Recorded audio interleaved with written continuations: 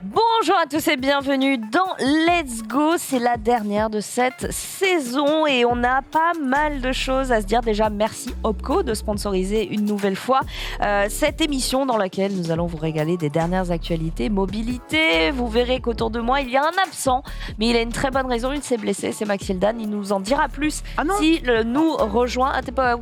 mais non, comment puis-je être au courant? Merci. Bah, il a saigné. Ah, il y a gros bobo. Mais non, mais arrête. Non, pour de vrai. J'ai juste un vocal et je vois des messages de remets-toi bien. Donc, je ne sais pas ce qui lui est arrivé. J'espère évidemment qu'il va bien.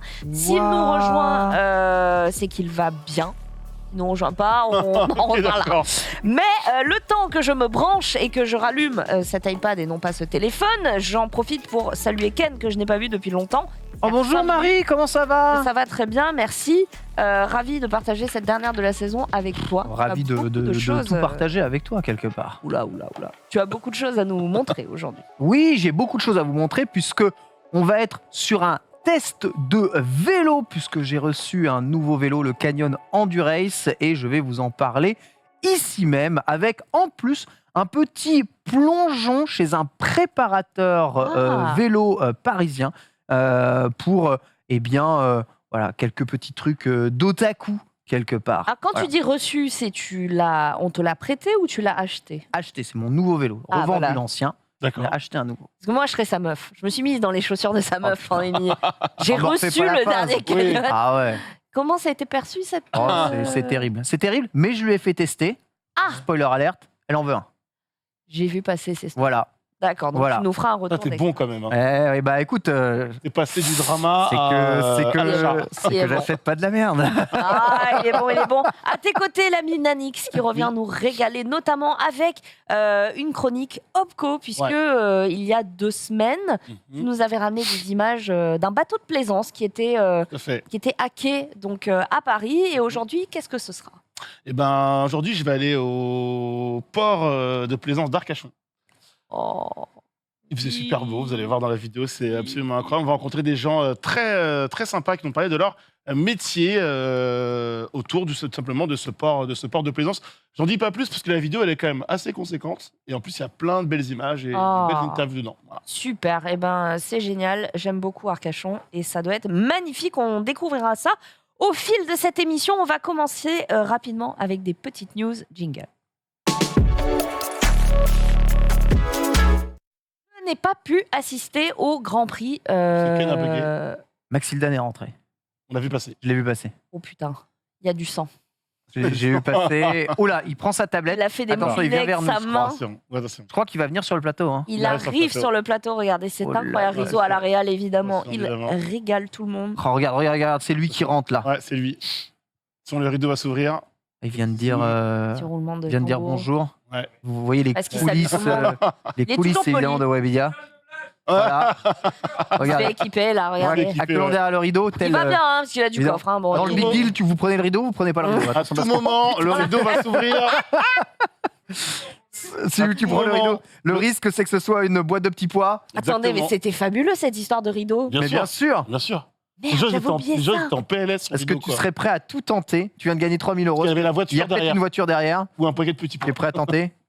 Ouais, on ne sait pas, tu tentes. 3 000, ça change pas ta vie. Quel gambler? 3 000, ça change pas ta vie. Ça dépend pour qui. Hein. Si on te dit vous tentez 100 000 contre le rideau, mais jamais de la vie, mais 3 000, bien sûr que t'es plus. On prend le rideau.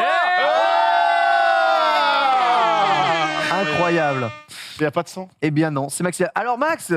Si, c'est passé. Oui. Attendez, ça va. Okay. Pas grand-chose. C'est bon, on m'entend? Non, on t'entend. J'ai enlevé le plus gros, je me suis juste écrasé la main avec un truc un peu lourd. Voilà, une découpeuse de charcuterie. Oh, mais quoi? Mais attends. Tout va bien. Ça aurait pu être dramatique. Là. Ça aurait pu. Il a dit mais ça va, j'ai tous mes doigts. T'aurais pu perdre tes doigts là? Non mais là, il y a vraiment pas grand-chose. Tranquille. Okay, donc tout va bien, c'est juste que du coup, sur le choc, j'ai mal. J'arrive pas à plier le doigt, machin, mais dans 2 jours, c'est fini. Oui, bien sûr. Au médecin quand même un peu, non? Non, on désinfecte, c'est parti, ça va. Même pas de radio, rien du tout. Enfin, t'as pas mal à ce point-là, je veux dire. Non, regarde, en fait, j'arrive à plier, juste ça me fait. Déjà, si j'arrive à faire ça, c'est que tout va bien. Oui, ça. Ok. Tout va bien. Juste, c'est le fameux pot de moutarde au moment où tu vas partir de chez toi et t'es en mode. Merde, j'en ai partout, je vais être en retard. Bah voilà, c'est ça. Je devais être large à l'heure et Mais je me c'était suis quoi, pris cette un machine petit Parce quart que- d'heure dans la gueule. C'est une machine à découper la charcuterie chez toi? Ouais, j'avais un petit creux. J'ai fait, allez, je mangeais un petit morceau avant de partir. Du coup, je me suis dépêché. Et quand tu te dépêches, tu fais des conneries. Et donc, du coup, tu sais, c'est un truc où tu mets ta charcute quand elle est un peu dure à couper au couteau. Tu la mets là-dedans. C'est une découpeuse. Et en gros, juste un truc en bois où tu appuies dessus. Ouais. Et tac, ça découpe. Ah, moi je vois ça juste chez le boucher où il te fait tes tranches et Non, tu mets ta main dedans. c'est pas un truc électrique. Non, ça va. Et donc, juste, je force. Et au moment où ça claque, bah, j'ai écrasé ma main au fond. Voilà, c'était nul. C'est pas grave. T'es venu en moto du coup? Non, en voiture, ça conduit tout seul, c'est plus pratique. Ah, bah Ouais. oui. On nous dit dans le chat bisous magiques. Parce que visiblement, Voilà, merci, pas de c'est médecin. Très bien. Bon, bah écoute, prends soin de ta main quand même. En plus, c'est la droite, c'est un peu compliqué. On va commencer. À la droite, c'est toujours compliqué. Il est bon. Avec le Grand Prix d'Autriche, dont je disais que je ne l'ai pas vu. Par contre, j'ai vu s'agiter pas mal de gens sur les réseaux sociaux, notamment pour le spectacle qui ne s'est pas forcément déroulé sur la piste, mais plutôt dans les tribunes. Ah oui, spectacle, oui. Des Ouais. gens nus, Spectacle. Oh non, ça aurait été mieux. Spectacle. des gens qui sont battus. Non. Non. Des gens qui ont eu des propos injurieux envers. Voilà. Oui. Disons que la Raciste. guerre, raciste, Légèrement. homophobe, Ah sexiste, oui. vraiment ambiance de merde au point que, eh bien, le Formula One a fait un statement. C'est rare, ça, Vous hein. pouvez le voir, où nous avons bien pris note de tout ce que vous nous avez envoyé, de toutes ces personnes qui ont été sujettes à des comportements inacceptables de la part des autres au Grand Prix d'Autriche. Seront prises des sanctions, etc. C'était quoi? C'était des gens véhéments par rapport aux coureurs, aux écuries, à d'autres Il y a un peu fans. Il y a un peu peu tout. Il y a tout. des Hamilton femmes s'est fait huer. agressées sexuellement. Il y a eu des. Il Ouais. peut s'exprimer là-dessus. Mais attends, je sais pas, moi j'ai une image de l'Australie Non, Non, c'est là, autrichienne. très éduquée. et Autrichienne, tout. Autriche. Austria, c'est Autriche. Ah, Autriche. Mais c'est surtout le sport automobile. Le niveau du con. La Ah, mais ferveur du Maintenant, c'est fanatisme. quoi ton image des Autrichiens? Vas-y, raconte, parce que du coup, je sais pas. J'ai pas dit, j'ai J'ai pas d'avis. aucune image de l'Autriche. J'ai aucune image de l'Autriche, j'avoue. Eh ben, sache que bon, il y a eu beaucoup de comportements assez inacceptables, C'est voire moche. vraiment pas du tout acceptables.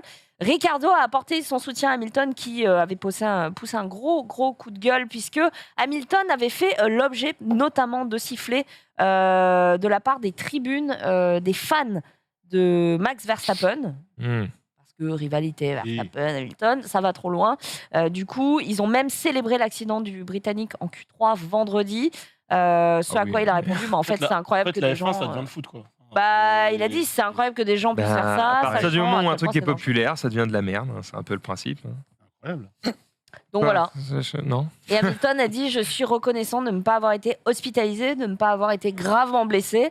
Les gens ne devraient pas faire ça. Ce à quoi Daniel Ricciardo a dit, bah, en fait, n'agissez pas comme des enfants de 15 ans. Ce qui est plutôt bien.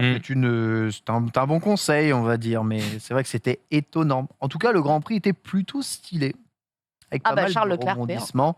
Évidemment, Charles Leclerc P1, mais c'est pas Mérite. P1 juste gratuitement. Il a dû dépasser 3 ou 4 fois Verstappen durant l'intégralité de ce Grand Prix, sachant que c'était souvent dépassement, arrêt au stand, il se refait passer, puis redépassement, arrêt au stand, il se refait dépasser, etc.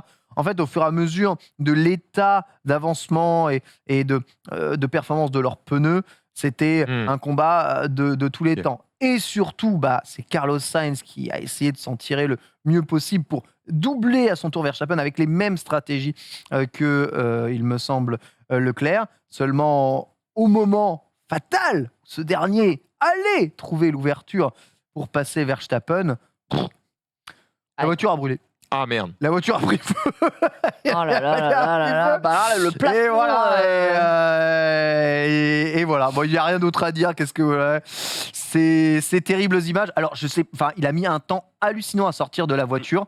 Alors, je sais pas si parce qu'il devait régler des choses ou il était bloqué. il dit Il s'est que la pas voiture- craché. La voiture a pris feu. En fait, pour que la voiture arrête de reculer et mette en danger peut-être les autres aussi. Ouais, c'est possible, c'est possible. Il a accepté de prendre feu, quoi. D'accord. Ok. Mais ouais. C'était très chaud. Enfin, des images qu'on ne veut pas revoir, évidemment, depuis l'accident de Romain Grosjean. Mais bon, là, c'est pas un crash qui a pris feu, c'est la voiture qui a pris feu. On rappelle que les moteurs sont des moteurs hybrides, qu'il y a quand même des batteries, que ça reste quelque chose de très très très hautement inflammable. Je ne sais pas si c'est ça le problème en cours, mais ça fait beaucoup de soucis de fiabilité, notamment chez Ferrari cette saison. Ouais. Ça, C'est con parce qu'ils ont les plus rapides. bah ouais. semble-t-il, donc. Ouais. Ah bah ça, de toute façon, si tu es la plus rapide mais que tu n'es pas fiable, tu sers à rien du tout. Vous avez parlé du crash de Joe la semaine dernière? Ouais, bien sûr. Impressionnant, hein. Bien J'étais sûr. sur la ouais, plage, j'ai vu bien ça, je sûr, fais, what? bien sûr, bien sûr. Très bien, très très bien. Sinon, quoi de plus à dire sur Mick Schumacher peut-être? Ah, Mick Schumacher, voilà, homme de l'année. Un Hein. peu de meilleure, pression, performance, ça fonctionne. meilleure performance incroyable avec sa As. Je crois qu'il a fait 6e au Grand Prix. Hein, ce qui est Pas mal. une As. Donc, meilleure performance, je crois, meilleur pilote du Grand Prix. Donc, voilà, ouais. GG à lui, il n'y a plus qu'à confirmer tout ça. Hein. Pour le moment, sa première saison, donc tout était un peu en dents de scie, mais voilà, 6e place. Donc, très, très content de son staff, de sa voiture. Driver of the day. Et de ses performances. Voilà, le pilote du jour, Mick Schumacher. Écoutez, peut-être le début d'une longue carrière et de la legacy. C'est ce qu'on lui souhaite. C'est ce qu'on lui souhaite. On va passer à une news. Si je vous dis Kanye West va-t-il construire des voitures? Oh non, il peut s'abstenir, je pense. Oh. Eh ben, écoute, on a un visuel. On a un visuel. Une voiture électrique, visiblement. Voilà. Alors, dans quelle mesure ceci est Il a pensé à faire une sérieux chose et après à faire une voiture. peut-être. Alors Je sais pas, justement, ce sera le Donda Foam Vehicle, conceptualisé, designé, manufacturé aux T'es États-Unis. sûr? Amen. Amen. J'allais dire à quel point ça va encore être un truc religieux. Il fallait un amen à la fin. Et c'est Ouais. surtout que, est-ce que, moi je vois foam, je me dis, est-ce que ce serait du caoutchouc identique au basket Yeezy, sachant que pour designer Oh, l'enfer. ce concept car, il a fait appel justement à un designer de chaussures. Donc, voilà, Ouais. Steven Smith au poste de chef Impressionnant. de design industriel. C'est un designer de chaussures à la base. La Yeezy Mobile, alors on attend toujours l'Apple Car, on attend la voiture Dyson. Ce sont des projets qui ne verront peut-être jamais le jour, donc pourquoi pas la Donda Foam Car. En vrai, attention à ce que je vais dire, parce Oh là là. qu'évidemment, c'est de la merde, hein, calmez-vous.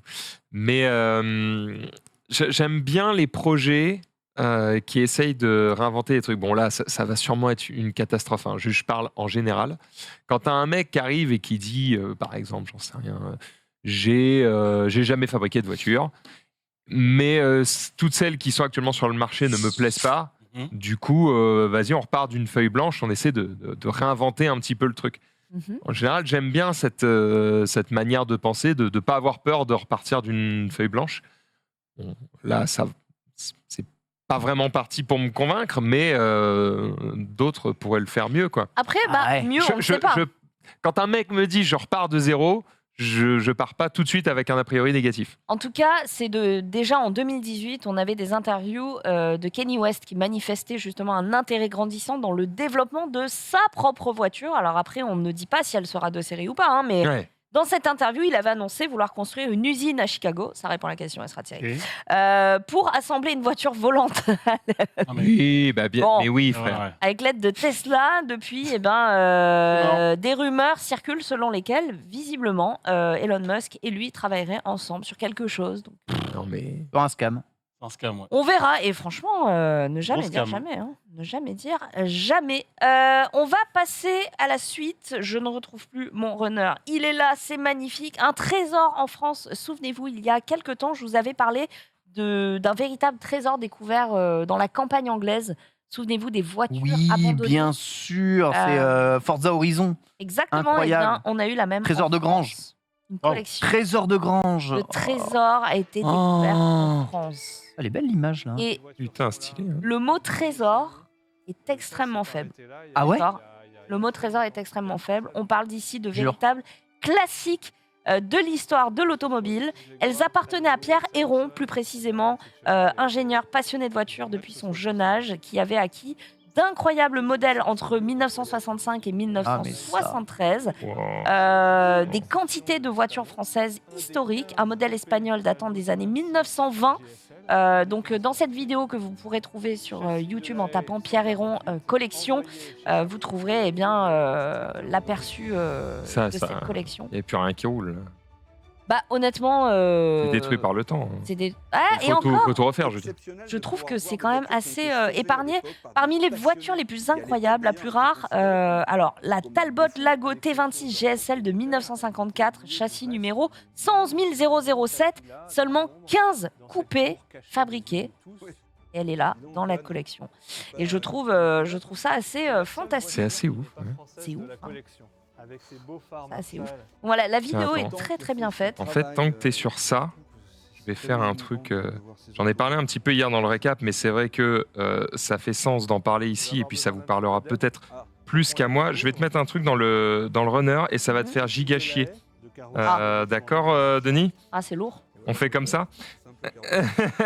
Je te le mets dans le truc à la fin des news de Marie. C'est que donc j'ai raconté que j'ai crevé les roues de ma voiture quand je suis allé au mariage de ma daronne. Ah oui. Du coup, j'étais du côté de Bayeux et il y avait un garage à 1 km de là où j'ai crevé. Donc je me rends au garage avant que le pneu soit totalement à plat et le gars, après quelques discussions, accepte de réparer la caisse. Bref. Ah ouais, après quelques discussions, pourquoi ? Parce que j'ai un véhicule électrique et que je sentais que si j'étais pas d'une grande amabilité, il pouvait me dire d'aller me faire foutre. Donc, ah ouais. Et t'as été d'une grande amabilité. Je lui ai dit que j'étais motard et je sens que dans ses yeux, il y a une petite lumière qui s'est allumée en mode « Ah, on peut encore le sauver ». Donc voilà, ça s'est plutôt bien passé. Pas censé être son métier de te rendre service pourtant. Ouais, mais j'ai vu, je suis arrivé avec une bagnole électrique, direct, il voulait te démarrer. Il avait pas envie. Et c'est beau. Juste, les pneus, c'est encore la seule chose que le garagiste peut faire avec le changement de l'essuie-glace sur la voiture électrique. C'est quand même triste de vouloir refuser ça. Non, mais il y a aussi le côté, c'est électrique. Normalement, il faudrait que je sois tout en cuir pour que ce soit pas, dangereux. Ça, je comprends. Je sais pas où je fous mon cric parce qu'il n'y a pas d'indication, il n'y a rien, c'est tout vide, ça me saoule. Enfin, voilà. Et en fait, j'ai mieux compris le truc parce que du coup, je commence à essayer de discuter un peu avec lui et je lui explique qu'on fait cette émission-là. Et il me dit, ah ben attends, moi je restaure des vieilleries, quoi. Oh. Là, il me sort, en fait, tout est sous bâche. Et là, il me lève toutes les bâches de son truc. Et il n'y a que des trésors de guerre, des bagnoles qu'on 100 ans, qu'il a restaurées lui-même, qu'il a repeintes et tout. En fait, il est, pour le coup, très bien équipé et j'imagine très compétent. Et il a fait du taf de ouf. Du coup, j'ai pris quelques photos. Alors, voilà, moi, je me rends pas forcément compte. Je te les ai mis dans le runner, là. Est-ce que je me suis gouré de runner, peut-être ? Oui, je me suis gouré de runner. Bouge pas. Excuse-moi, je suis un connard. En fait, je l'ai mis dans la page qui s'est affichée. Ce n'est pas la bonne. Nous sommes bien le 12. Nous sommes bien le 12. Excuse-moi, je te le mets, hop, en dessous des news de Marie. Maintenant. Voilà, tu l'as. Et en gros, il y a des modèles vraiment très anciens, certains qui ressemblent à ceux qu'on vient de voir et qu'il vient de repeindre. Ça. Il est encore en train de faire ça. Il restaure aussi, prend des buggy qu'il refait, il change toutes les couleurs des modèles vraiment qui datent même d'avant-guerre ou autre. Et il retape des trucs de ouf. Certains qu'il a vendus. Alors tu vois, ça typiquement c'est un buggy qu'il a repeint, qu'il a refait machin. Ça, c'est des modèles qui sont en cours de restauration. Le modèle en bas, en gros, il expliquait que c'était un modèle qui était rabaissé tu vois, en mode archi sportif. Alors pour l'époque, hein, bien sûr. Le modèle en haut, bon, vous le voyez pas en entier, mais pareil, c'est un truc extrêmement vieux. Vas-y, tu peux continuer à défiler. Voilà, pareil. Montrer d'autres modèles alors que moi je connais pas forcément. Alors c'est vrai que si Franck avait été là, peut-être que ça lui aurait plus parlé, ou le Tonne, voilà. Malheureusement, voilà, ils sont pas là aujourd'hui, mais voilà, il a vraiment sorti. Je sentais qu'il était content de me montrer son travail, quoi. Cool. C'était vraiment sa fierté. Il me disait ça c'est pour la retraite de mon gamin. Et tu sens c'est un passionné, donc oui, t'as vu arriver avec ta Tesla, tu savais pas où était le cric, il a dit. C'est le premier truc qu'il m'a dit parce qu'il me dit ouais, vous allez être content. Je suis oui, très, ça vibre pas et tout, c'est hyper agréable, machin. Il me dit vous êtes peut-être pas un vrai passionné de véhicules. Je fais Il t'a Ah, titillé, il t'a titillé. J'aime bien les bagnoles quand même, mais en même temps, je pouvais pas trop faire le malin parce que je sentais que si je commençais à lui dire, ah si, je suis un vrai passionné, Ouais, il allait me détruire. Il Oh là là. allait mettre 1000 je vois en le 2 genre. secondes. J'ai acquiescé, j'ai fait oui, t'as raison, je suis une merde. Et voilà, je me suis rabattu sur les ce motos, bug. c'était plus facile. Mais ouais, il a vraiment des belles pièces pour le coup. Et GG. Tu vois, le véhicule qui était juste avant là revient 2 en Pas une arrière. traction. Tu vois, Non. ça, ça faisait partie des modèles qu'on vient de voir dans la collection que Ouais. tu as montré. Ouais. Tu vois, c'était vraiment des modèles de ce J'ai cru que type-là. c'était une Et traction. ça, il vient de la repeindre, tu vois. Elle est dans l'atelier de peinture actuellement. Donc, voilà, Est-ce que ce monsieur a gars un s'arrache site? bien. Est-ce qu'il les montre, il les expose, il les sort Je crois, attends, je crois que j'ai le nom de sa. Attends. de son garage? Ouais, j'ai le nom tu du vois garage. J'ai le nom du garage. Vas-y, on va lui faire un petit peu de pub. Ah ouais. Parce qu'il a été bien cool. Il m'a bien sorti de la merde. Attendez, bougez pas. J'ai pris pendant- la photo du truc. Je vais la retrouver. Pendant que tu cherches, moi, sous le lien de Max, je t'ai mis un autre lien puisque toute la collection est partie aux enchères Arcurial, donc au début du mois de juillet. Tout a été vendu. Donc, je te laisse mettre la page qui va afficher les estimations et le prix, prix final. Vous avez des voitures qui sont parties à 8000. Pas si cher en vrai. Hein. T'en as qui sont partis quand même à plus de 100 000 euros. Ouais. Parmi les plus rares, il y en a une qui a été Ouah, 135, ok, j'ai 300 000, la 1948 de la Haye, Wow. la El Glaoui. Vous avez la voiture aussi espagnole que l'on a vue là, qui n'avait jamais été retouchée, la Talbot Lago T26 135 000, la Hispano Suiza 70 000. Voilà, À qui va cet argent? Peut-être à ses héritiers. Ouais, peut-être à ses héritiers, mais En tout cas, c'est une petite manne financière qui tombe du ciel. là, ça fait bien plaisir. Quoi. Ah ouais, mais il y avait des trucs. Ah non, mais ça, c'est d'autres. C'est d'autres véhicules. Ils viennent pas de la même collection là. Le Testarossa, là. Je sais pas parce que ouais, je vois. Non, ça. Des Alors trucs très peut-être que récents, ça faisait hein. partie Enfin, d'un truc, d'un package avec Hmm. la collection de Henri. Ok. Je n'ai plus son nom. En tout cas, son ça. âme, mais C'est bien parti. ouais, parce qu'il y a eu des invendus, mais effectivement des véhicules beaucoup plus récents. Les gens sont venus chercher les retapes bien abîmés quoi. Ouais, bon, c'est pas grave, ça se retravaille justement. Avec des Typiquement, mecs si comme vous, ça. voilà, ouais. si vous emmenez ce genre de modèle chez, alors c'est Motrio, M-O-T-R-I-O, le garage Guyon. Voilà, si vous cherchez près de, j'ai dit quelle ville tout à l'heure, la Nanterre. tapisserie, Bayeux, Ah. voilà. Près de Bayeux, voilà, si vous êtes dans le coin en Normandie, allez lui rendre visite. Il a été fort sympathique avec moi et pas cher en plus. Eh ben, Oh, super. Ah, Très regarde. bien. ça c'est gentil. Très très bien. On va terminer ces news avec les images du jour et j'ai bien précisé Tiens, dans le Marie. runner. Tu me fais mal. Parce que ouais, ça change. Ouais, pas je vois bien, là. ton câble qui est tendu, qui a envie de mourir. Merci Max. Tu es tendu, Marie. C'est adorable, c'est adorable. Et ouais, mais parce que j'ai l'impression que ça charge moins. Mais ça charge pareil. Ça, c'est un truc de vieux. J'ai l'impression que c'est moins bien. Ouais. Voilà. Voilà. Les claviers Voilà, à 400 balles j'ai pour pas l'utiliser. C'est vrai que le clavier à 400 balles, pour Clavier pas à 400 l'utiliser, balles c'est pour faire les doigts. Et tu sais que, C'est ça. tu sais peut que plus. Zulu, C'est pareil, hein, l'autre jour, il était en mode oui, mais le câble il est pas du bon côté. Je fais mais connard. Ouais, j'ai vu Je savais le, pas qu'il y j'ai avait vu le ça. clip. On m'a envoyé le clip. Moi, je savais pas. Hein. Je savais pas du tout. Eh bien voilà, vous savez. Alors, les images du jour, elles datent de 2013 et pourtant, elles refont surface. Aujourd'hui, je vous laisse les découvrir. Tout. Oula. Mais c'est le vide là en dessous. Oui, c'est... Ah oui, la chute libre. je me souviens de ça. Regardez ça, c'est incroyable. Comment de ça, la chute comment ça, libre. tout le monde a survécu? Attends, c'est une Un autre Ah avion les percute. Waouh! C'est cauchemar. C'est cauchemar. Il y a un C'est steak deuxième... Ah non, non, c'était bien réel.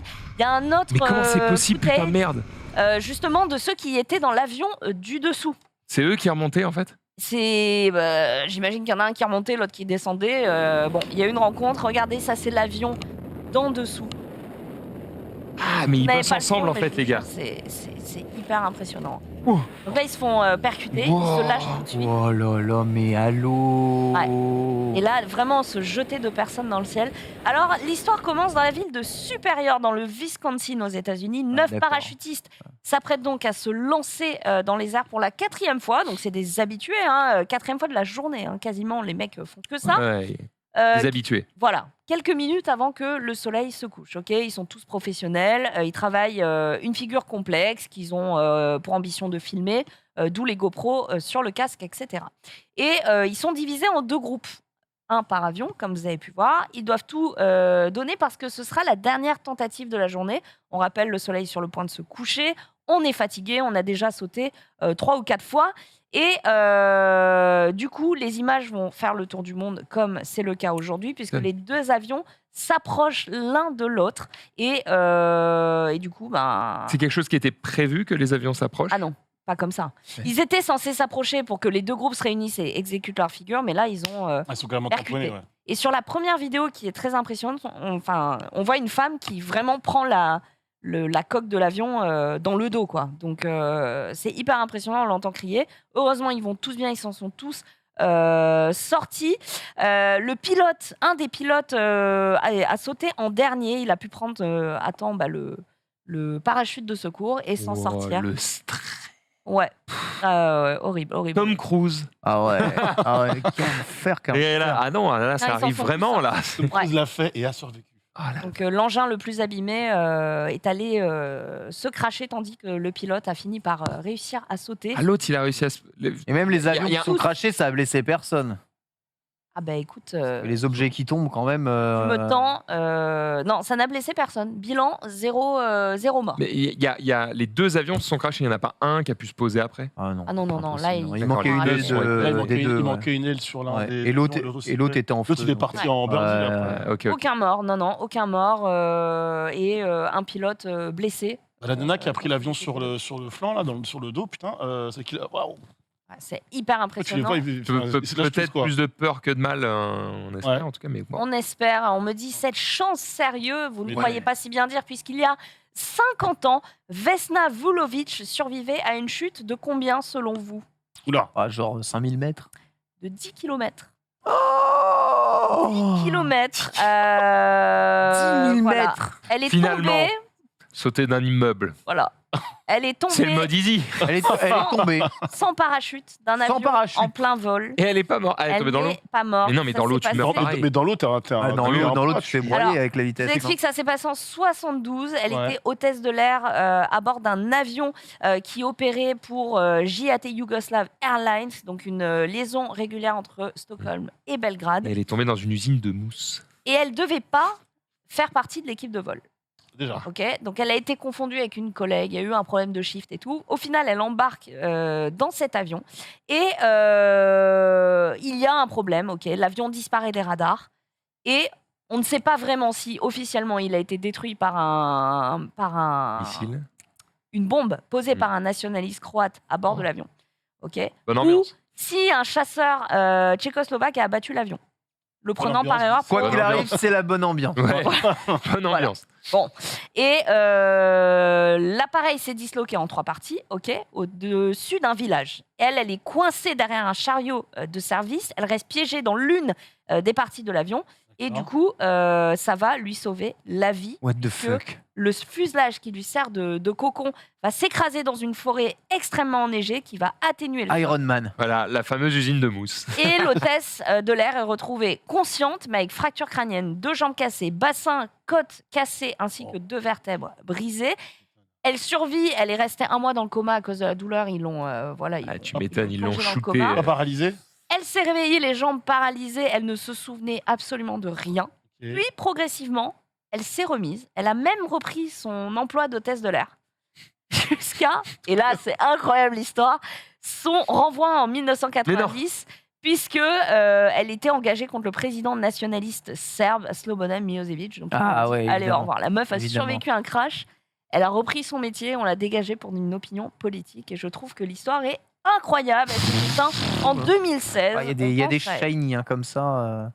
Totalement. C'est- Le hasard. La Alors chatte que, est... à sa Ah, la place, chatte, la chatte est t'es grande. coincé par le chariot de service au fond Ça te de sauve. l'avion. Tu te dis, c'est sûr, je vais C'est crever. terminé. Tu sais, ils sont tous assis, ils ont leur C'est ça. ceinture, Et toi c'est t'es ce là, qui te sauve, en fait, c'est comme ça. incroyable. Et en fait, Non, mais il y a ces histoires incroyables dans les crashs d'avion où souvent, il y a des crashs, tout le monde est mort, sauf le PNJ qui était parti aux chiottes, bah au bif, et dans la cabine des chiottes, libre, sans attache. Ouais, Pouf, pouf, pouf, pouf. c'est ouf. Survie, bonjour. Bonjour. Il Ça, c'est sort et tout le monde est mort. C'est un sais qu'il y a un épisode truc- de 24, quoi. Il y a un truc qui m'a un peu choqué. J'ai eu la chance d'avoir l'offre de surclassement sur mon vol retour. Et non, sur mon vol aller. Et en économie, tout le monde a la ceinture. Ouais, tout le monde a la classique, ceinture, ouais. En business, tu as une ceinture là, un point de sécurité comme ça. Tu te dis, si l'avion se crache, les plus riches s'en sortent peut-être un peu mieux. Ah, J'ai c'est- vu ça, je t'en mode. Est-ce que c'est pas Les- juste pour la faire ceint- croire aux Ouais. riches qu'on prend plus Ouais. soin d'eux? La ceinture. Déjà, ça les fait plus chier. Parce qu'en Ah, vrai, je sais pas. tu Je sais pas craches, si tu la- craches. Hein. C'est pas si Ah. la ceinture, la ceinture, Ouais. faudrait voir. Si Eh la ben, ça m'a ceinture sauve vraiment dégoûté, des- mon bon monsieur. Voilà, j'ai quand même pris la trousse de beauté. Parce que... La ceinture, corrigez-moi si je me trompe, mais Design. j'ai l'impression qu'en avion, la ceinture, elle sert plus sur les turbulences, elle sert s'il y a un atterrissage difficile. Ouais. Mais s'il y a un crash, ceinture ou pas, merci, au revoir. hein. Ah, ne me dis pas des choses comme ça. Je n'ai pas encore non, mais- peur de l'avion. Je ne veux Dis, pas. c'est le moyen que le plus ça sûr, tombe. l'avion. Sauf quand. Sauf quand. Enfin, quand- Ah, bah, incroyable, le pire, c'est l'hélicoptère. Ah, j'adore. L'hélicoptère, c'est le pire. Top du risque. L'hélicoptère, vous connaissez, Génial. ah, j'ai appris Malade. ce week-end, vous connaissez le pourcentage de chances de survivre à un crash d'hélicoptère? Pourcentage réel. Ah, franchement, 0,01. Ouais. Ah, quand même pas. Bah 2%. Il y a des crashs qui peuvent arriver de, Ok, de un. merde, tu vois. Allez, 2%. Ouais, 3%. Ouais. Ouais, bah, 97% de chances de mourir. Ouais. Mais c'est beaucoup Énorme. plus que l'avion. C'est énormément plus que l'avion. À l'avion, c'était pire avant. C'est beaucoup plus que l'avion. Il y a des crashs, sur Et parce le que à l'avion l'atterrissage, plane. là, les machins. Il y a beaucoup d'atterrissages catastrophiques qui sont considérés comme des crashs. Ou même Avec des survie. décollages. hein. L'hélicoptère, même encore aujourd'hui, c'est 97% de morts. Après, est-ce que Et vous- est-ce que c'est pas à cause du je vais me corriger. Est-ce que c'est pas à cause toujours de la même raison? Je m'explique. Ah oui, oui, pour avoir c'est- testé un petit peu de l'hélico. Alors je suis pas un grand spécialiste, hein, mais j'explique ce que j'ai cru comprendre. C'est qu'en gros un hélico, tant que tu as l'hélice arrière, Mais oui. ça plane aussi. C'est-à-dire qu'avec la portance de l'air, je sais pas quoi, les hélices peuvent aussi se mettre à tourner, etc. Ouais. T'as un mode un peu freeburn, tu vois, d'accord? Ok. Donc tu peux, on va dire, descendre à peu près doucement. En fait, j'ai l'impression qu'à chaque fois qu'il y a un vrai crash d'hélico, c'est juste que tu as perdu l'arrière. En fait, une fois que tu as perdu l'arrière, ça tourne et là, c'est... En fait, l'hélico, il y a un moindre souci, en vrai, c'est terminé. L'avion, même moteur cassé, ça plane encore un peu. Non, l'hélico, je te jure, il y a le moindre problème dans les pales machin. D'ailleurs, je crois que c'est un des objets volants qui demande le plus d'entretien Ah, mais- à l'heure de vol. C'est Tu vois tellement complexe parce que tu as l'impression que c'est des pales et puis que éventuellement le truc penche un peu. Mais en fait, l'ensemble des hélices se penche, mais en plus, chaque hélice peut tourner aussi. Ouais. Pareil à l'arrière. Enfin, c'est un bordel. Hein. C'est un bordel. La vitesse de rotation Ouais. qui change pour savoir si tu pars plus haut, moins Et- haut, machin. Les mecs, ils ont qu'un seul truc devant, mais ils en ont un autre sur le côté que tu peux tirer, que tu peux tourner. Enfin, Et on connaît tous quelqu'un qui a survécu à un crash d'hélicoptère. L'âme, L'âme a survécu à un crash d'hélicoptère. Un il a été dans les 3%. Malade mental, ouais. Et on lui a dit, mon gars, mais t'as une chance de ouf malade.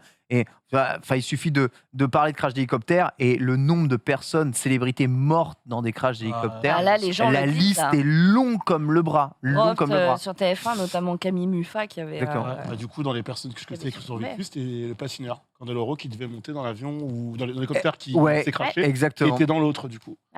C'est un truc. Voilà. Donc voilà, alors, les hélicoptères, il y a- les hélicos, ça qui, sauve aussi. récemment, Kobe Bryant, Bien sûr. Oui. Balavoine. Balavoine. Ouais. Ça sauve Les plus connus, quoi. Ça sauve énormément de vies, mais pour des trajets courts de sauvetage, justement, on est vraiment en train de lorgner sur ces fameuses technologies de drones volants, parce que les drones, souvent, sont équipés de beaucoup plus d'hélices pour les faire voler, de sorte que même s'il y en a 2 ou 3 qui merdent, où il y a le moindre problème, ça puisse encore un minimum voler.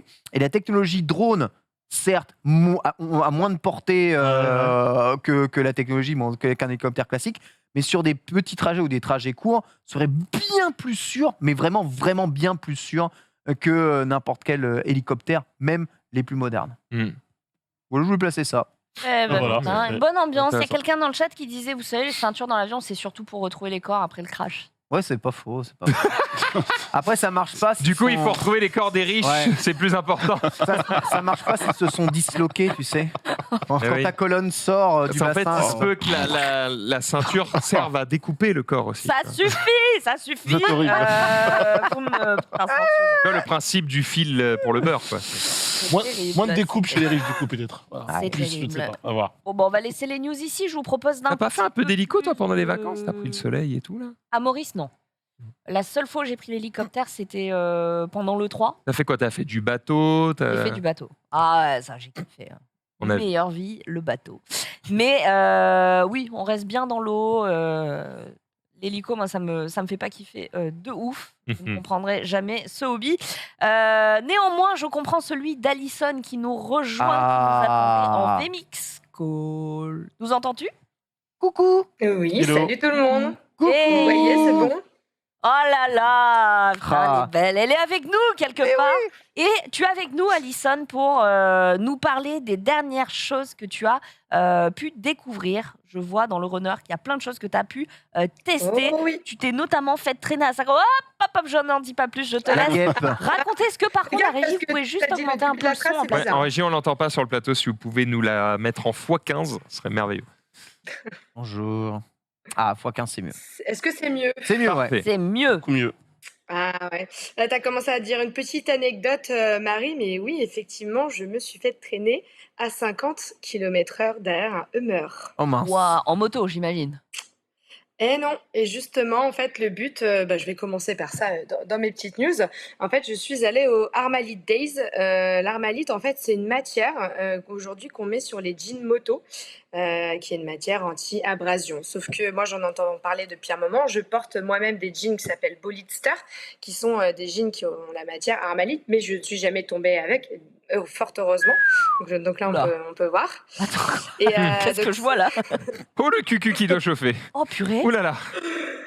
Ouais, voilà. Et donc ça, c'était sur le circuit Jean-Pierre Beltoise et on était encadré avec un cascadeur à côté de moi.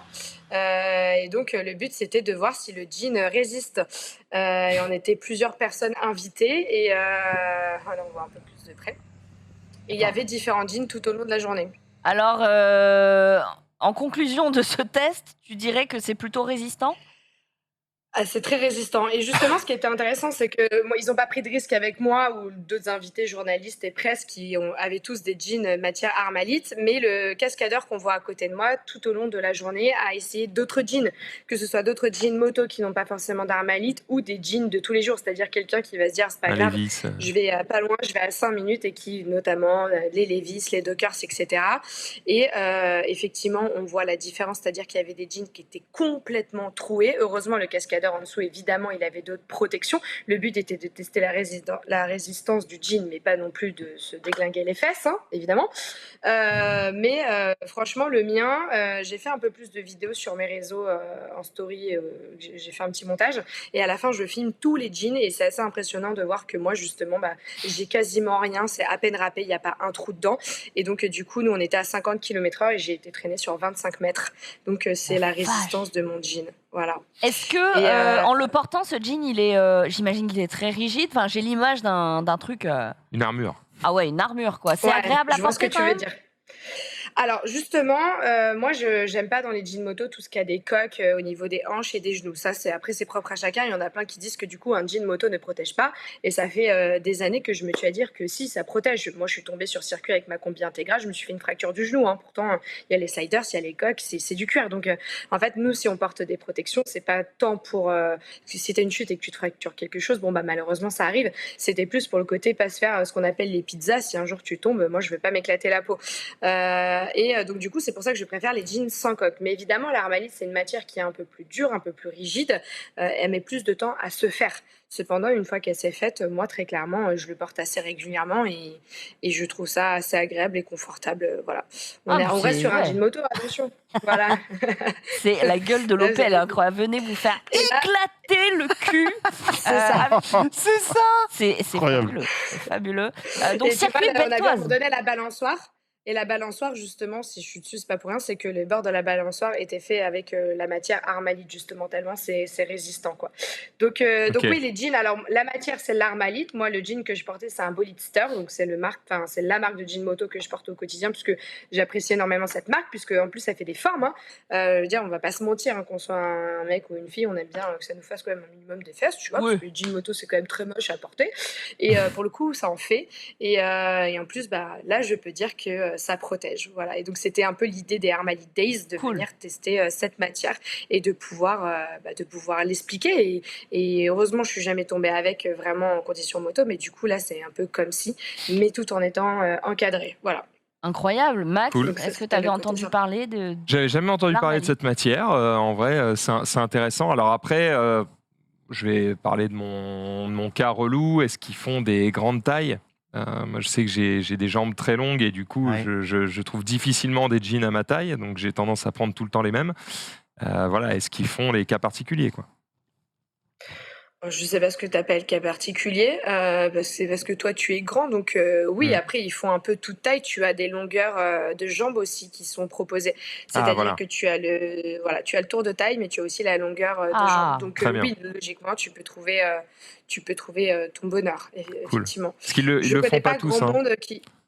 Ouais, bien sûr. Bah eux ils le font. Ils font la longueur un peu comme les Américains où tu peux prendre ouais, je longueur crois que c'est 36. 27, 28, C'est des quoi? choses. C'est Voilà. ouais, c'est 30, 33, 34, 35, un truc comme ça. Enfin, C'est t'as ça, 30, différentes bah, 36, longueurs 36, d'entre par exemple, jambes où très je grand, crois que très c'est. grand, quoi. Je mets 36 qui est le plus grand disponible.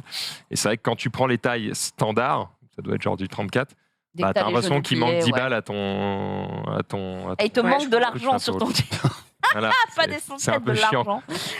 On nous demande dans le chat, est-ce que ça respire, ça chauffe plus que du Kevlar ou de l'aramide? Alors justement, moi, j'ai pas du tout eu chaud aux fesses. Après, il faut savoir, évidemment, encore une fois, le but, c'était pas s'il y a un problème, ils nous protègent. Donc, ce qu'il faut savoir, c'est que moi, en dessous le jean, ils avaient conçu, pour le coup, pour cette opération-là, un boxer en plus, qui est dans la même matière. Et en dessous, j'avais une combinaison, donc skid, c'est une combinaison qu'on porte voilà, comme une deuxième peau. J'en mets notamment sur circuit. Donc j'avais quand même ces deux facteurs-là. Voilà. Cependant, ils sont en train de voir pour peut-être développer éventuellement le boxer en termes de voilà, avoir des sous-vêtements aussi qui peuvent vous protéger, ce que je trouve hyper intéressant, in fine. Oh, il va dire une moi, dinguerie. Qu'est-ce qu'il y a? Non, rien, Dis-le, ton rien, horreur. ça me rappelle un sketch, c'est tout, mais Ah. ceux qui savent sauront. Continue. Ok. Ne te laisse pas avoir. Un développement de sous-vêtements en armalite, oui, comme tu dis, ça Ah, fait sens. Ouais, Ça sécurise en tout c'est cas. la matière, voilà, ça sécurise. Et donc, du coup, pour moi, je n'ai absolument rien senti. C'est vraiment, hein, j'aurais pu continuer sur des mètres et des mètres. C'était comme si j'étais assise sur une chaise. Donc, pour le coup, la matière, moi, je trouve qu'elle ne chauffe pas. Très bien. Pour l'avoir testé comme ceci. Est-ce Tu arrêtes de rigoler, Max? Il est ou- infernal. Est-ce qu'ils ont choisi c'est pas t'as raté, il s'est fracassé la main dans un appareil Ah ouais, à charcuterie. ah donc ouais, tu sais, zéro. la vie. ça va, Non, ça va. j'ai pas raté, je me regardais depuis le début, tu vois. Ah, donc parce j'ai que la vu vie ça, lui rend bien finalement. J'étais en train d'imaginer Ouais. quelqu'un qui glisse sur le cul sur le sol et soudain un caillou. Quand soudain, Ah bah oui. boum. Ah, Et là ton Kevlar ou ton armalite, ça sert à rien. Question, est-ce qu'ils ont choisi de le faire, enfin de l'appliquer au jean seulement pour des questions d'esthétisme, parce que les gens portent tous des jeans, etc. Ou est-ce qu'on retrouve ce genre de fabrique dans d'autres tenues, par exemple des tenues pour les cyclistes, etc. Alors ça, je sais pas, juste là, notamment sur la vidéo qu'on voit, les chaussures que j'ai, qui sont des Halston, sont faites aussi avec une partie d'armalite. Ah, d'accord. Là, la marque Bollister, ils sont en train de développer une salopette armalite et notamment la veste aussi, il y a de l'armalite dedans. Donc c'est une matière qu'on peut mettre un peu partout à partir du moment Trop où bien. on a les fonds pour le développer. Voilà, ce sont des marques, notamment Bollister, qui existent depuis maintenant 3 ans. Enfin, Pierre-Henri, à sa tête, a fait des équipements de moto depuis longtemps. Mais voilà, c'est une matière aussi qui coûte très cher. Alors, le coût des pantalons, moi j'ai 2 pantalons Bollister. On peut facilement arriver sur des 500 €. Là, aujourd'hui, on peut acheter des jeans moto à 120 € dans le commerce. Ouais. Donc, forcément, les gens vont dire c'est très cher. Mais il ne faut pas Hop. oublier qu'on est encore sur de la R&D. Non, aussi. dans le ce- chat, ce ils type sont de vêtements. plutôt en mode 300 € le jean entrée de gamme, ça va. Pour ce que ça protège, en tout cas, la vidéo montre quand même que c'est pas du bullshit marketing. Là où moi je vois un jean à 300 Bien €, sûr. on me dit ça enlève, enfin en tout cas ça réduit l'abrasion.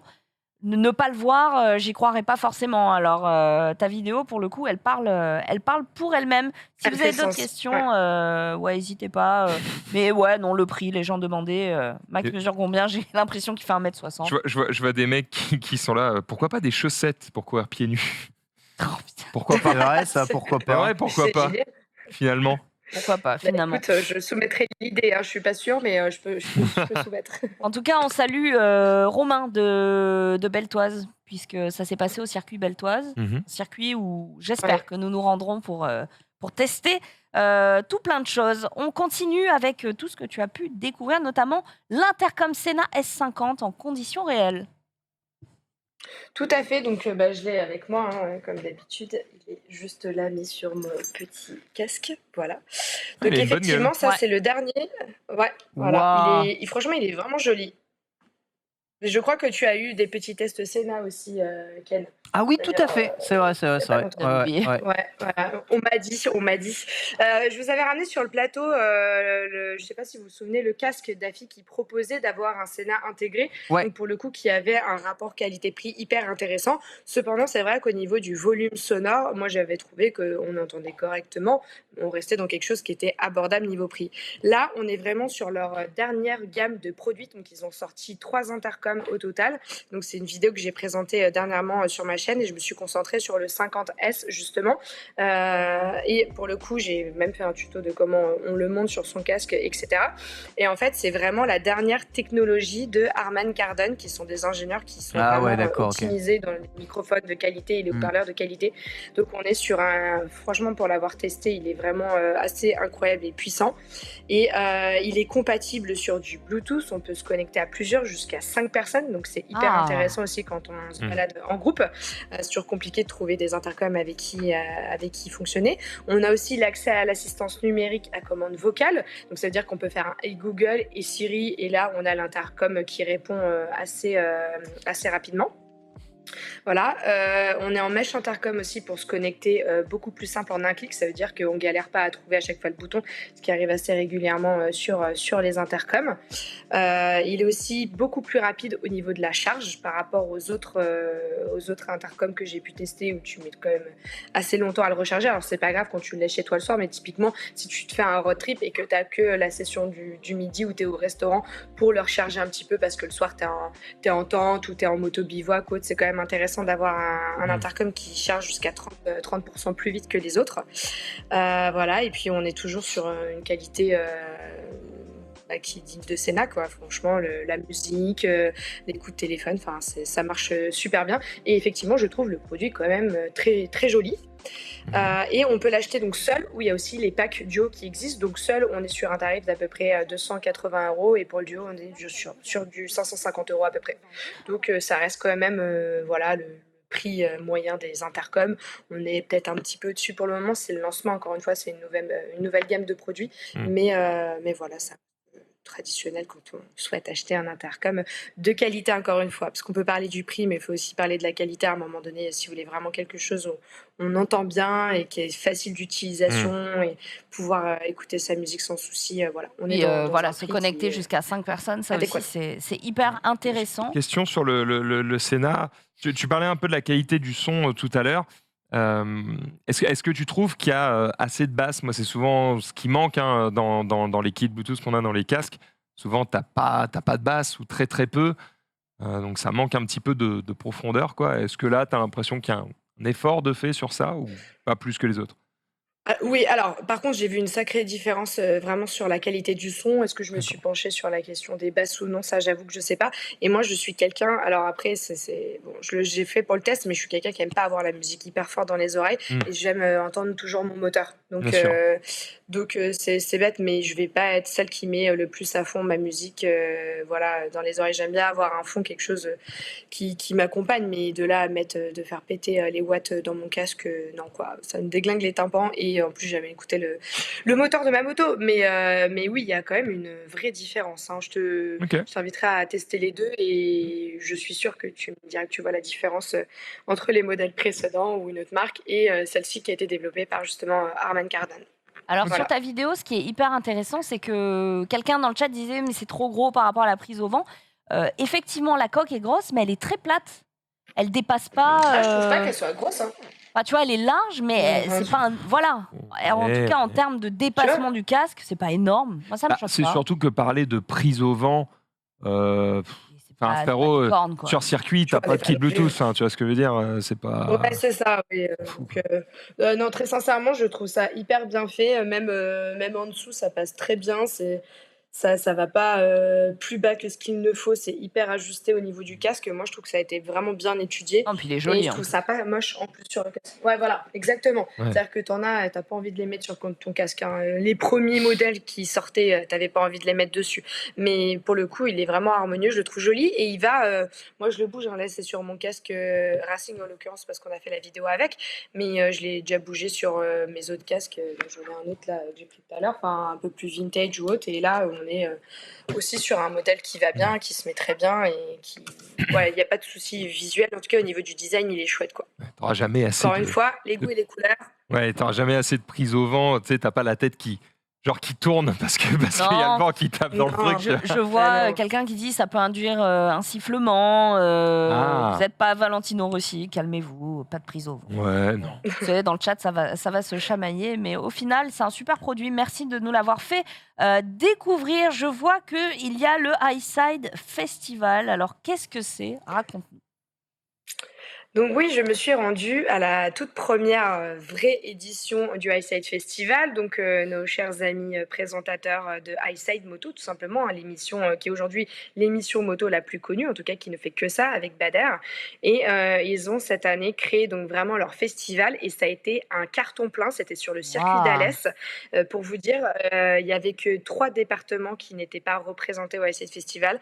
En tout cas avec très peu de monde dessus, mais sinon ça a été tellement un carton plein que sur le jour J, ils ont dû fermer la billetterie. C'était plus possible, il n'y avait plus de place. C'était un événement très attendu. Et en fait, il y avait vraiment donc, un peu. C'était chouette, il y avait énormément de motos, forcément. On est quand même sur une émission moto, donc il y avait des constructeurs, en veux-tu, en voilà, qui étaient là pour faire des essais, mais également des shows, comme des shows de stunt, des shows de BMX. Il y avait Chris Bjorn qui était là, il y avait Gendreau qui était là. Enfin, il y avait vraiment des shows à tout va. Et le soir, il y avait un énorme concert et on a eu Lord Co-City qui est venu. Mais non. Ah, Lord Co. Incroyable. Lord Co-City, il était là et on a passé vraiment un bon moment. C'était assez drôle. Incroyable. Il a vieilli, il a pris un peu de poids, ça. donc ça me rassure. Moi aussi, Ça, plus je vieillis, plus je ah prends oui, du poids. Je ça. me dis, je ne suis pas seule. On relativise. Voilà. Mais donc c'était chouette, il y avait vraiment énormément de T'as pu choses à approcher faire. un C'était peu, passer du temps avec l'équipe d'Highside ou pas vraiment? Très sincèrement, ils étaient à droite, à gauche, mais ils étaient surtout au niveau des roulages, parce qu'en fait, toute la journée, il y avait le roulage. Après, moi, je connais bien la chérie de Bader, donc je n'avais pas besoin de l'événement, si tu veux, j'y suis pas allée pour ça. J'y suis vraiment allée pour voir ce que le festival donnait, mais ils étaient sollicités, ils peuvent pas faire un pas sans Bien sûr. sans une demande d'autographe, comme on dit. Donc franchement, non, je les ai laissés. Après, le soir, ils étaient avec tout le monde au niveau du concert. C'est des gens humbles, vraiment humbles et vraiment gentils. Donc voilà, si tu voulais aller les voir, tu pouvais. Il y avait énormément de youtubeurs aussi qui étaient là. Il y avait des Lord Puma, Carbone 23, etc. Et tu avais beaucoup de gens qui roulaient. Voilà, moi, j'ai pas pu rouler cette année parce que j'avais pas ma moto à dispo. Mais par contre, l'année prochaine, si ça se refait, ouais, j'irais bien titiller un peu les stars d'Highside sur circuit, ça peut être cool. Voilà, comme Adrien Parasol, et que c'était chouette de pouvoir rouler avec eux. En tout cas, ils ont offert cette opportunité-là, pas à un prix autre que celui du circuit, donc c'était accessible et raisonnable, avec plusieurs catégories, du débutant à l'expert. Et non, franchement, c'était chouette. La seule chose à la limite que je dirais, c'est que tu faisais vite le tour. Après, très sincèrement, j'en veux pas aux organisateurs puisque pour eux, tellement humbles qu'ils sont, ils n'allaient pas du tout avoir ce succès-là. Et je pense qu'ils ont vu les choses pas du tout en petit, mais pour une première édition où il n'y aurait pas De forcément manière tout ce monde-là. raisonnable, quoi. Et ouais, de manière très raisonnable. Et en fait, très sincèrement, vu l'ampleur que ça a pris, Ça va ça ne grossir. m'étonnerait pas que l'année prochaine, mais peut-être d'un coup direct. Parce que malheureusement, Il y a de tu la faisais un peu demande, vite quoi. le tour. Mais surtout que, tu vois, comme on disait, il y a de moins en moins de salons. Il y a eu des arrêts pendant longtemps. Ouais. T'en as certains. Enfin, la partie moto du salon de l'auto, elle a disparu de Paris aussi. Enfin, Ouais. en fait, quand t'es fan de deux roues, bon, il y a le salon à Lyon, quoi. Mais après, il y a plus grand chose. Donc finalement. Ah ouais, après il y a eu d'autres choses, hein. Enfin là, Hmm. parce que sinon je vous prends l'émission pendant 2 heures, donc je vous raconte pas tout, mais j'ai aussi eu l'occasion de faire un nouvel événement qui s'appelle le Hangar Zéro, qui est au-dessus de Lyon, à Oyonnax. Et franchement, c'était la première édition et c'était avion, voiture américaine et moto vintage. Et c'était dingo, c'était une première édition et ça a cartonné aussi. Et il y avait un plateau de custom et prépa. Là, pareil, je reviens des Wheels and Waves, je viens de passer 5 jours à Biarritz pour les Wheels and Waves où c'est quasiment que de la moto prépa et custom, c'était incroyable aussi. En vrai, t'avais Moto Alp en même temps, là je pars sur Morzine pour l'événement Harley Davidson, là 3 jours fin de semaine. Enfin, en vrai, si tu veux, toutes les semaines, tu te fais un salon. Hein. D'accord. Tu Ouais. bouges, tu vois. Je vois ce que tu veux dire. Après, c'est parce que quand je dis salon, je parle vraiment d'un truc où tu as un alignement Les de présentations constructeurs des qui présentent les nouveautés, nouveautés. ouais, Voilà. Ouais, Plus bien que sûr, des oui, c'est customs. sûr que c'est. Ouais, oui. Ok, je vois ce que tu veux dire. Donc bon, en tout cas, c'était très chouette C'est et cool. j'espère que l'année prochaine sera encore plus gros. Eh ben, écoute, Voilà. belle première Et- édition, on les félicite. Hein. Ouais, et dans les petites news, avant de vous quitter, parce que sinon je vais monopoliser tout le truc. Ken, j'ai fait un truc ce matin, tu aurais été fier de moi. Oh, Ah. elle a fait du vélo. Initiation BMX. BMX. Mais non. Et si, il y a la petite direct, je suis rentrée ce midi, là, tu vois, pour vous. Donc j'étais Ah, avec ça te va bien. Thaïs Fischer, Hmm. qui nous a fait l'initiation. Et c'était très marrant, tu vois, je suis revenue là à 12h30, j'étais ce matin. Et c'était vraiment chouette, c'était archi drôle. C'était déroutant au début de voir un tout petit vélo sur lequel tu mets jamais ton cul sur la selle. Ah ouais, au final, non, hein. c'est pas fait Et pour ça ça. fait mal aux jambes. Ouais, ça fait mal de Mais ouf. j'en Hein. pouvais plus. Faut- J'étais en sueur à la fin. En fait, tu te prends des jets au niveau des bosses, c'est assez incroyable. Et non, mais c'était archi cool. Regarde, j'en pouvais plus. Puis en plus, moi, j'y suis allée en jean, tu vois, quasimoto, en fait. Mais qu'est-ce que j'étais compressée Restez dans mon jean, souple. j'en pouvais plus. Mais est-ce que c'était un Ah jean ouais, en j'en armalite, Alison? C'est ça qu'on Non, veut savoir. pas celui-là.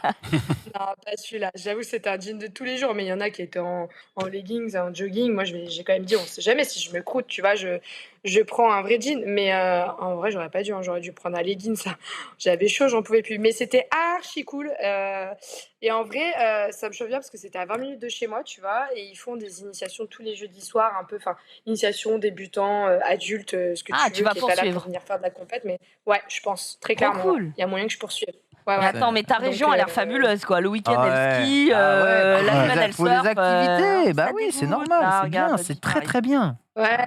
Du coup, c'est le moment où je vous dis que je fais le 14 juillet sur un bateau sur le lac à côté de chez Oh, moi. Mais tu sais- Allez, tout de voilà. suite, on est désagréable. Voilà. Moi, je suis Les gros mots sont Bah. sortis, Oh là super. là. De l'ambiance, hein. C'était trop bien de t'avoir avec nous. On espère que Ouais. tu as passé un très très bel été, de belles vacances, de belles aventures, que tu nous rapporteras un maximum d'images. Allez voir Talon et Guidon Alison sur ses réseaux sociaux et son site pour ne rien rater de tout ça. Merci beaucoup Alison. Merci Alison. Merci à vous. Hâte de vous retrouver. Passez un bel été. Yeah. Puis, Oui, bah, toi aussi, on voit bisous. tout ça à la rentrée. Salut, bisous. Bisous, ciao. Bisous. Quelle Oh. vie incroyable. Bah ouais. Elle a une vie de fou. Hein. Mais elle a pas raconté, mais elle s'est fait piquer par des guêpes en moto. Oh. L'horreur, tu sais, elle était en moto comme ça et il y a des guêpes qui sont rentrées Oh. sous son t-shirt, quoi, et qui ont commencé à la piquer de partout. Et la guêpe voulait sortir, donc elle a piqué. Elle a pris. Ah, tu sais, les Attends. C'est fait biser. Il n'y a pas une histoire qui dit que si elle te pique une fois, le dard reste potentiellement cancer, elle peut L'abeille, plus trop piquer. l'abeille crève, mais la guêpe, c'est infini. Hein. Ou le contraire. Bien sûr. Ouais. Il me semble que la guêpe, c'est. Je veux pas dire de conneries, hein. Moi, il me semblait comme Marie, la guêpe, c'est une piqûre, après ça. Ah, Ouais, dites-moi il le me contraire, semblait, mais en tout cas, non, semblait, ça a hein. piqué plusieurs fois. Donc je sais pas Pas ce dire que c'était, conneries. mais ça a piqué plusieurs fois. Hein. Et Après, il y en a pareil, plusieurs. Bah, le problème, c'est dérouillé. Ah. Moi, les gars, je vous explique, une guêpe dans mon habitacle, je dodge. Ouais, tu meurs. Ah non, mais moi, c'est rédhibitoire. Hein. Je suis dans ma caisse, une guêpe rentre. Écoutez, pas de panique, on va se garer. On Je vais va quitter- mourir. Je vais quitter le véhicule. Potentiellement, je peux mourir avant qu'on quitte le véhicule. Je ne reste pas C'est là-dedans. marrant, ça me rappelle Alors qu'une Broken. araignée, ça va. Brooks a la phobie des papillons. Et ben, il est Oh, je la vois descendu pas, en ça. marche de la voiture qui cause d'un roulait papillon. encore parce qu'un papillon était rentré dans la bique. Ah, le butterfly. On a tous des anecdotes. J'abandonne des pique-niques entiers pour ça. Il faut vraiment le savoir. Je vois une guêpe, je disparais, littéralement. Ah ouais. Bah, c'est terrible parce que en Guadeloupe, il y a C'est quoi, simple, hein. voiture tout ouvrant. Je venais d'acheter la caisse. Zzz. Je dis à ma nana, c'est quoi? Elle me dit, ouais, c'est une C'est un grosse oiseau. mouche. Je fais, non, c'est pas venant d'une mouche. Mais qu'est-ce que tu fais? Je me gare. Mais non, mais je sors. Je vais crever sinon. Oh Je suis merde. sorti Tu et- t'es déjà fait piquer? Non, et j'en ai vraiment Oh, une il phobie ne sait totale, pas quoi. ce que ça fait. Je ne veux pas savoir. Et des C'est abeilles plusieurs fois. horrible. Des abeilles plusieurs fois. Ok. C'est affreux. T'as envie de crever. Ah non. c'est Je horrible. me suis fait piquer sous le pied. Oh. Ça régale. Oh, je veux pas savoir ce que ça fait. On va passer directement à la chronique Opco, petit jingle, et on se retrouve avec Nanix. C'est parti.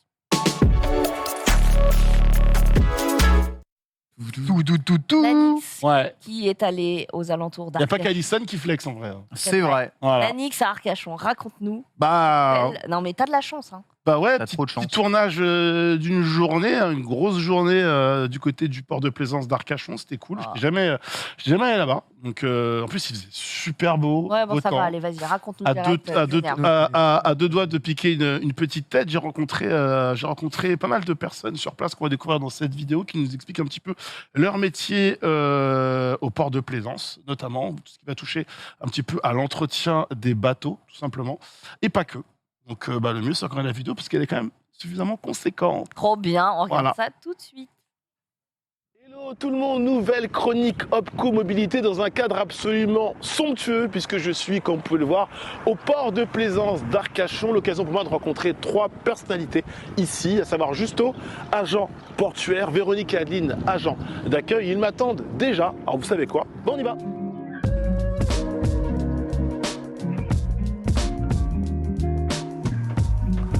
Bonjour Véronique, Nanix, Bonjour. enchanté. Bonjour Nanix, Comment ça va? Ça va, merci. Alors avant qu'on démarre cette interview, j'aimerais que tu te présentes rapidement, prénom et fonction. Qu'est-ce que tu fais exactement ici au port de plaisance d'Arcachon? Ok, alors moi mon prénom c'est Véronique, je suis agent d'accueil sur l'aire de manutention au port d'Arcachon. Et je m'occupe de tout ce qui est manutention qu'on voit derrière avec les engins. Je prends les rendez-vous et les personnes qui ont besoin de sortir leur navire viennent vers moi pour prendre les rendez-vous, pour planifier tous les carénages, les sorties d'eau, les remises sur remorque. Voilà mon rôle essentiel. Elle est loin l'aire de carénage? Elle est juste derrière, vous voyez, il y a les engins qui sont juste là. Donc on a plusieurs engins qui sont alloués pour différents types de bateaux. Ce que je te propose, c'est faut pas visiter. Eh bien on y va. Bon, on y va, c'est parti. Allez.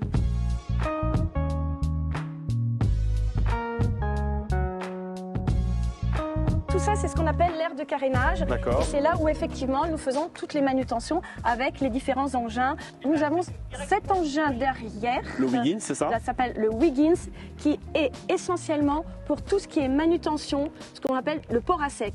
Quand il faut mettre les bateaux à l'eau ou les ressortir, c'est dans cette darse-là que l'on dépose La plus petite du coup. la plus petite, tout D'accord. à fait.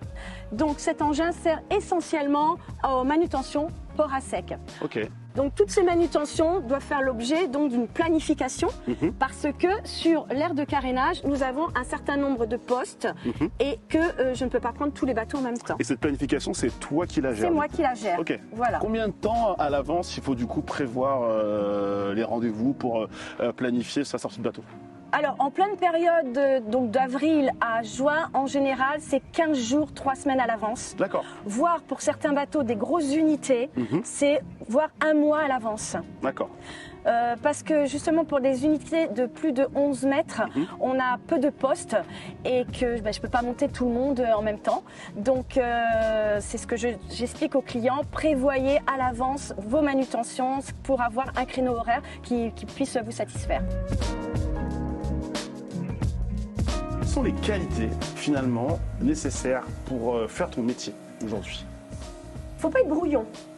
D'accord. Faut être très organisé. Ok, Très déjà or- c'est mort pour moi. Ah, alors, quand c'est la pleine période, Oui. on a les coups de téléphone, la VHF, les gens qui viennent. Donc, si on n'a pas un minimum d'organisation, on est vite perdu ou on se loupe. Et ta relation de proximité avec les manutentionnaires, du coup, tu l'as décrit C'est parfait. D'ailleurs, tout le monde se moque de moi parce que je les appelle mes grutiers. C'est mon équipe c'est un peu- à moi. c'est un peu tes enfants. C'est mes bébés, c'est ce D'accord. que je dis. Alors, on se moque de moi, effectivement. Je connais les équipes, ça fait longtemps aussi que je les connais. Et donc, on a une qualité de relationnelle très forte ensemble. Et s'il y a le moindre problème, ils viennent me voir. Et puis, si moi, ça va pas, je vais leur dire. Mais ça se passe très bien, très très bien. Bah, Véronique, je crois qu'on a fait le tour. De la question, tout à fait. Merci beaucoup. Je te resserre la main. Avec Merci plaisir, beaucoup, Yannick. merci infiniment pour Merci toutes à tes toute réponses. l'équipe. Et je te souhaite bonne continuation ici. Peut-être Merci. au plaisir de te revoir du coup.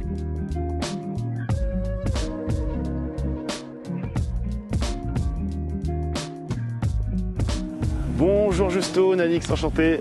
Comment ça va? Ça va.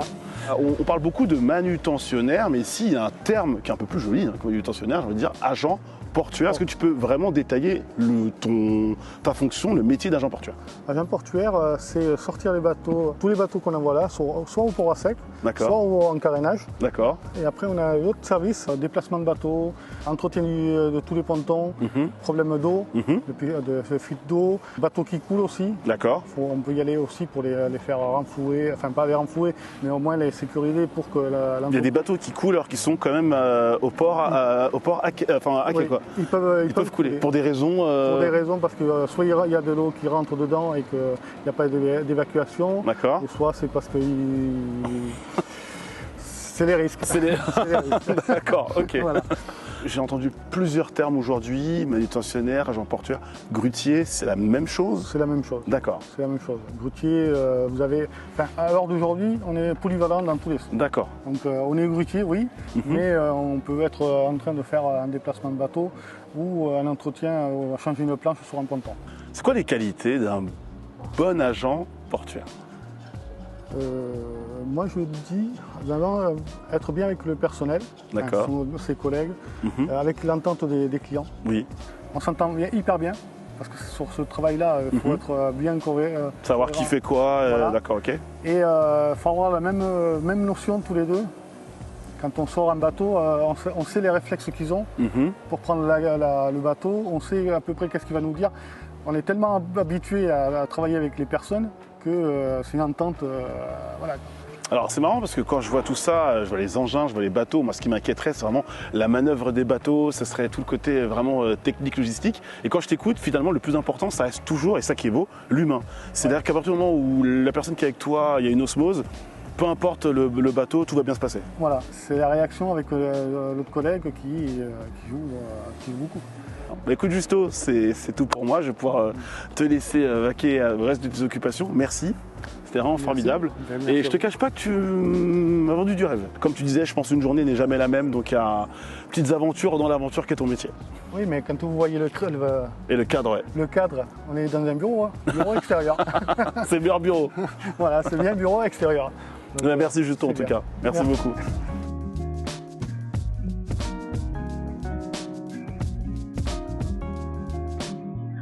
Allez, c'est parti pour la toute dernière interview de ce reportage à la rencontre d'Adeline, qui est également agent d'accueil. Bah, c'est parti, suivez-moi. Bonjour Adeline, comment ça va Nanix? Bonjour. Enchanté. Enchantée.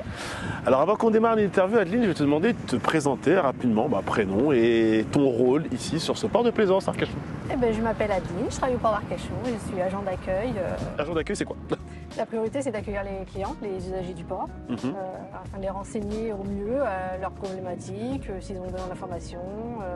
Après, il faut placer les nouveaux bateaux qui arrivent, qui sont arrivés dans la nuit ou qui arrivent le matin même, au sein du port pour qu'ils soient dans les meilleures conditions.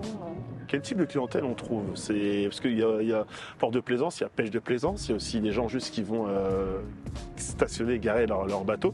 Quel type de clientèle on trouve finalement ici? On a un peu de tout, on a des pêcheurs, on a des plaisanciers classiques, on a des professionnels, des loueurs D'accord. de bateaux. C'est quoi ta journée type, Adeline? On arrive, on affiche la météo, parce qu'on se doit d'afficher la météo pour nos petits plaisanciers. D'accord. Et ensuite, on contrôle beaucoup le port.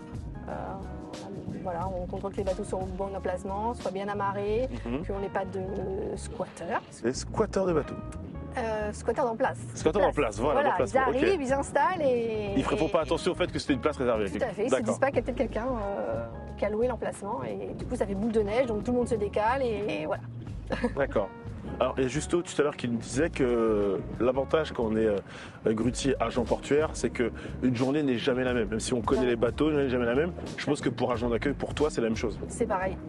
C'est pareil, s'il y a eu un coup de vent la veille, s'il y a eu la grêle, si on sait qu'on aura de... C'est jamais pareil. C'est déroutant ou excitant de savoir ça. Que sa journée type de travail sera jamais la même que celle de la veille ou celle du lendemain, du coup. Ça dépend des personnes. Il y en a qui aiment bien que ça soit comme ça et il y en a d'autres qui adorent justement l'imprévu. D'accord. Et toi, t'es plutôt imprévu ou carré? Imprévu, ouais. Ah, d'accord. Donc une belle capacité d'adaptation quelque part. Ok. Quel a été ton cursus, ton parcours avant d'arriver à ce poste d'agent d'accueil? Moi, j'ai passé un BTS de comptabilité à Paris. D'accord. J'ai travaillé très longtemps chez un expert comptable à Paris. D'accord. Et ensuite, j'en avais marre. Le métro boulot dodo, j'en avais vraiment marre. Donc j'ai pris mes valises et je suis venue sur Arcachon.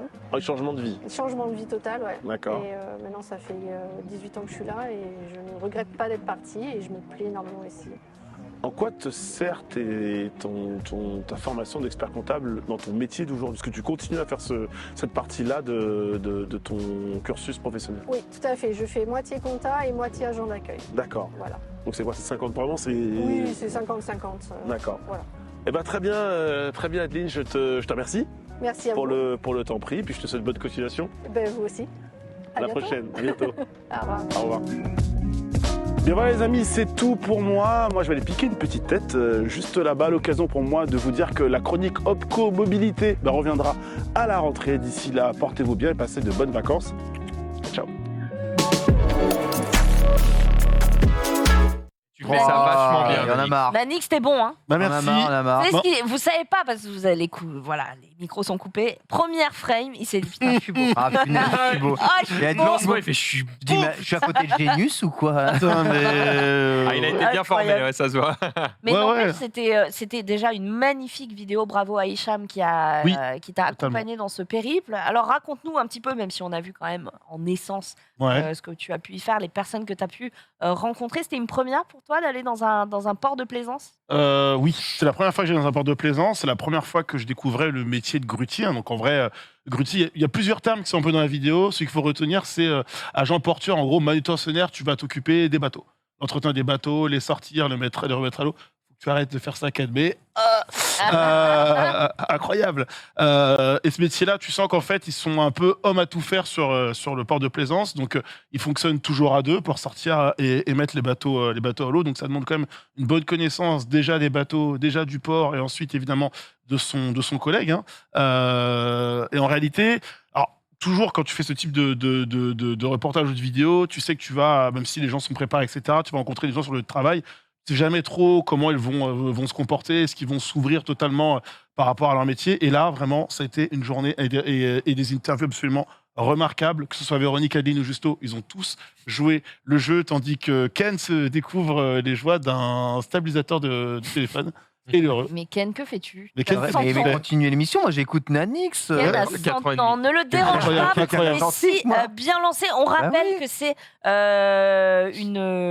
des rencontres rendues possibles par Opco Mobilité, qui encore une fois nous sponsorise gentiment pour cette émission. Et donc, dans ce cadre-là, tu t'es rendu au bassin d'Arcachon, Exactement. port de plaisance, pour découvrir plusieurs métiers pour ceux qui nous rejoignent et qui n'ont pas bien compris où est-ce qu'on en est. Métiers qui s'apprennent également, notamment le métier d'agent portuaire, via le principe de l'alternance, dans une formation de plusieurs mois qui vous permettent ensuite, après, de pouvoir rentrer tout simplement sur un port et de typiquement rentrer de passer la partie théorie à la partie pratique. Du coup, et ça, c'est notamment une des missions d'Opco Mobilité. De toute façon, si vous voulez plus d'infos, vous avez l'habitude, lorsqu'on sort de cette chronique, vous avez la commande, ! Opco, et du coup, vous avez un lien qui vous permet d'avoir toutes les informations pratiques et techniques à ce sujet. Je le fais tout de suite. Paf, Opco, voilà, vous avez absolument toutes les clés en main. Quelques chiffres, 83% des personnes formées en alternance dans les entreprises de la mobilité en 2020 étaient en emploi 6 mois après leur formation. Je trouve que ça, c'est quand même un beau chiffre. Un beau très chiffre, beau ouais. chiffre. Avec l'alternance, vous pouvez avoir un diplôme du CAP au bac+5. Ça aussi, c'est important de le rappeler. Donc voilà, que ce soit une reconversion professionnelle, une insertion professionnelle, Totalement. de l'apprentissage, tout est bon à prendre. N'hésitez pas à cliquer sur le bon lien. Si vous êtes apprenti, avez au moins 18 ans, vous pouvez avoir une aide au permis de conduire de 500 €. Vous retrouverez toutes les informations sur le lien fourni par... Marche pas pour le permis moto, j'imagine. Oh, la tête. On essaye. Et qu'évidemment, tous les métiers que vous voyez dans les différentes chroniques que j'ai pu faire jusqu'à présent sont évidemment évolutifs, soumis à évolution. Donc, on peut très bien rentrer dans une branche de métiers concernant la mobilité et ensuite évoluer vers une autre sans souci. Ah, le Moobot, il rigole zéro, par contre. Donnez du sens à votre avenir. Carrément, c'est fort, beau. c'est fort. Les mots sont forts. Mais il faut le dire avec une voix, donnez du sens à votre avenir. Voilà. Tu vends de la javel, c'est beau.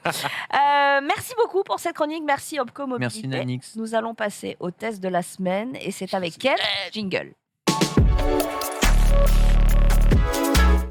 Ah, si on est dans la sauce. On a 2-3 news. Je vois le runner de Ken, moment. il y a 25 lignes. Donc, Oui, non, mais voilà. En fait, j'ai pas blindé parce que je me suis dit, bon, je me mets 2-3 trucs dans la poche, mais en vrai, on n'aura jamais le temps. Donc... on sait jamais.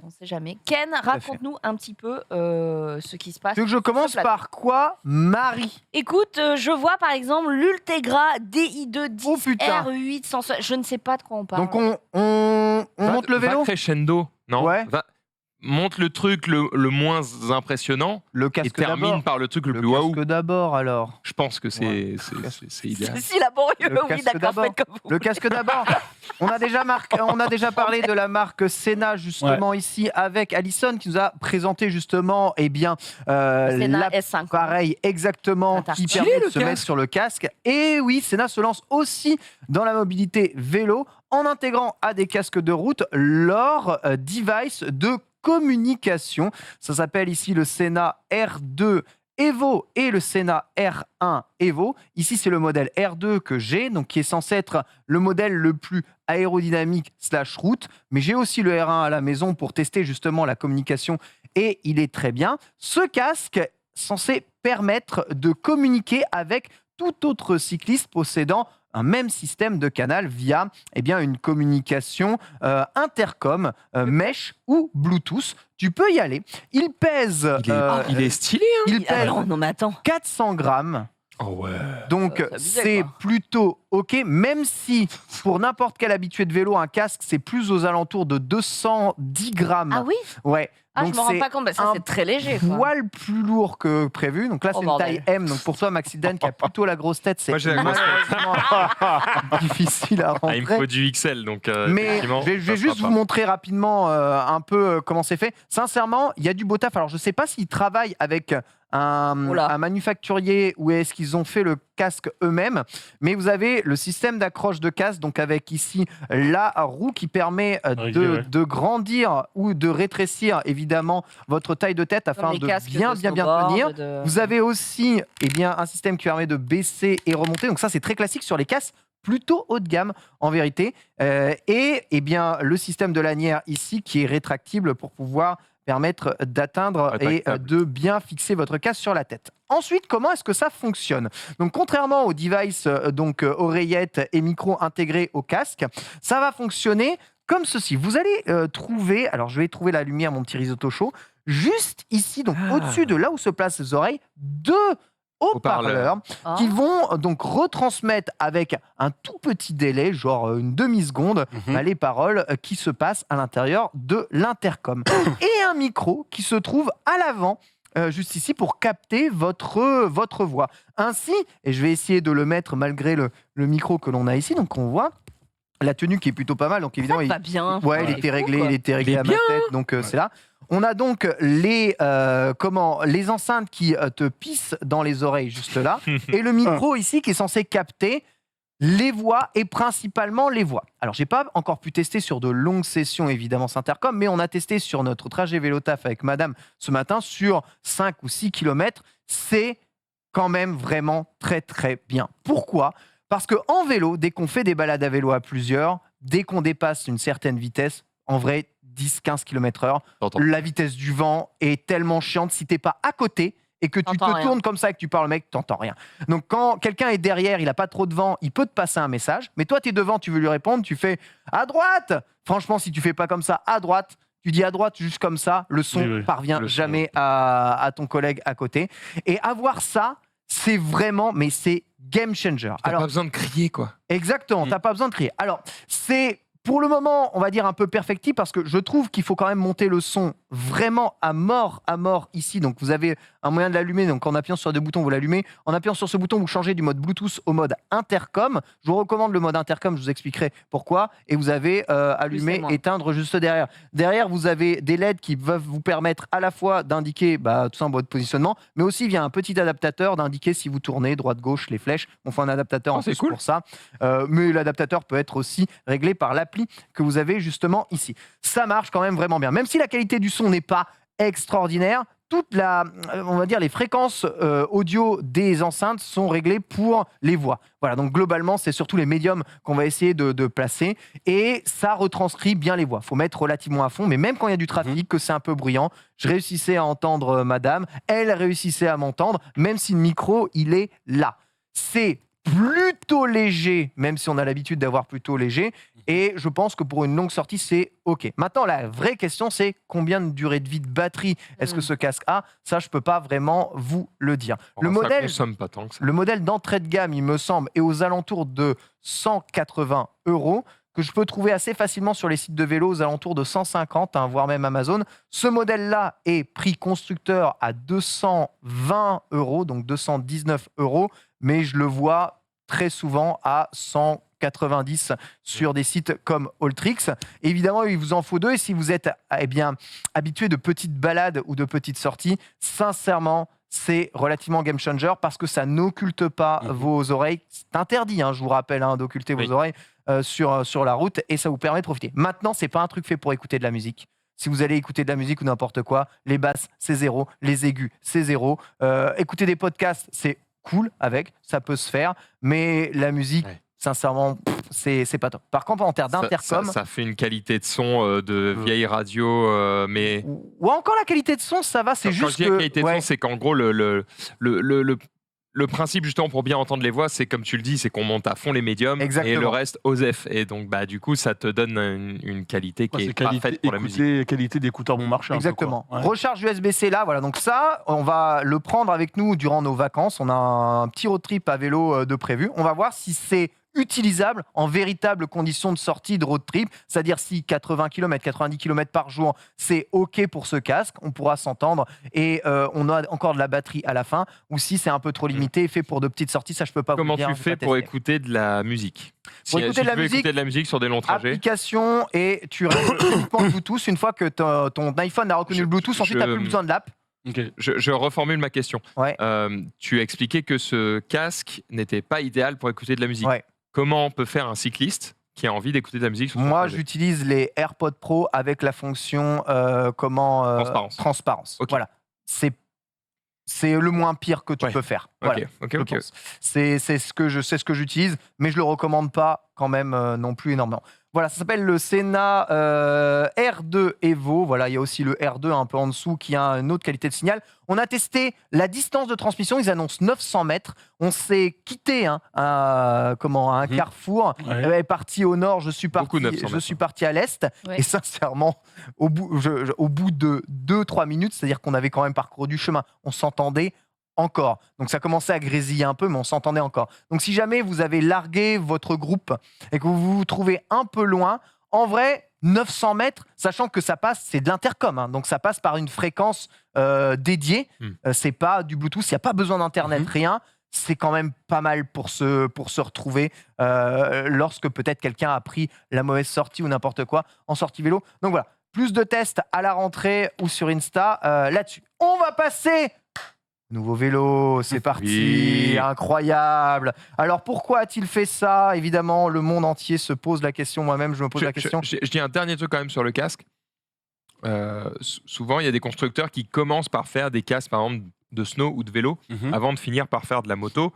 Bon, comme Sena fait des intercoms moto, il y a quand même un monde où ils se mettent à faire des casques moto, peut-être, avec justement de l'audio intégré. Je serais assez curieux de voir ça. Assez curieux, ouais, en vrai, assez curieux aussi. Alors sachez que même en vélo, visiblement, ils fournissent l'intercom à part et tu peux l'ajouter sur ton casque existant. Voilà, ça par contre, j'ai pas testé. Nouveau vélo, le Canyon Endurace CF SL 8. CF pour Carbon Frame, SL pour Super Leggera et 8 parce que c'est le 8e modèle de la marque. C'est un modèle typé endurance, comme le fameux Endurace le stipule. Qu'est-ce que ça signifie un vélo typé endurance? C'est un vélo de route léger, pensé pour le confort du cycliste, c'est-à-dire c'est moins ferme qu'un vélo aérodynamique qu'on peut voir sur le Tour de France et c'est moins agressif qu'un vélo de grimpe que l'on peut voir aussi sur le Tour de France. Qu'est-ce qui différencie souvent les vélos endurance de vélos classiques? C'est d'abord la géométrie avec des tubes de cadre Je vais filmer comme ça. très descendants. Merci beaucoup mon Maxildan. Et la taille des roues. Voilà. Si tu peux regarder un peu Max et me filmer un peu la taille des roues. Les pneus de ce vélo sont en 30 mm, donc sont quand même assez gros, un peu comme si tu équipais des vélos des roues un peu surgonflées, avec un passage de roue qui peut accueillir jusqu'à 35 mm. Donc on peut avoir des roues qui commencent à être des roues de chemin, des roues de gravel, que l'on peut monter dessus, qui bien sûr baisseront votre performance en route, mais accentuera grandement votre confort à l'avant, à l'arrière. Ça, c'est important. C'est la fourche surtout qui va changer parce qu'en fait, la géométrie de ce vélo est très similaire finalement à ce que vous pouvez retrouver sur le fameux Canyon Ultimate, que vous pouvez retrouver sur la route aux commandes des pilotes du Tour de France, je crois. La De Koenig, c'est Van Der Poel, il doit être dessus, un Ultimate ou un Aeroad.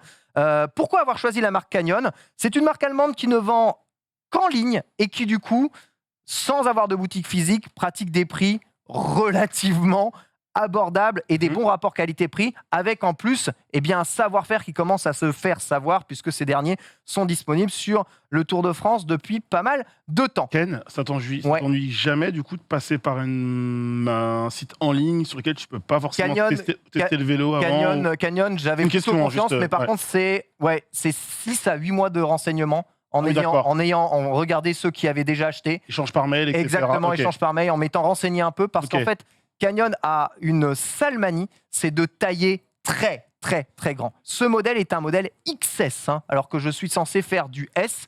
Wow. Et en vrai, il ressemble à des modèles de taille M de certaines gammes. Bah ouais. Ça, c'est un XS. Il est grand, le vélo. Ouais, il est plutôt grand, alors que c'est quand même un XS chez eux. En fait, ils taillent pour des Allemands qui sont censés être relativement gigantesques. Ouais. Bravo, Maxildan, c'est formidable. Alors, pourquoi le choix de ce vélo? Donc déjà, le confort. Max, comme tu peux le voir, tu es assis sur une selle très particulière chez Canyon, qui est une selle en 2 branches.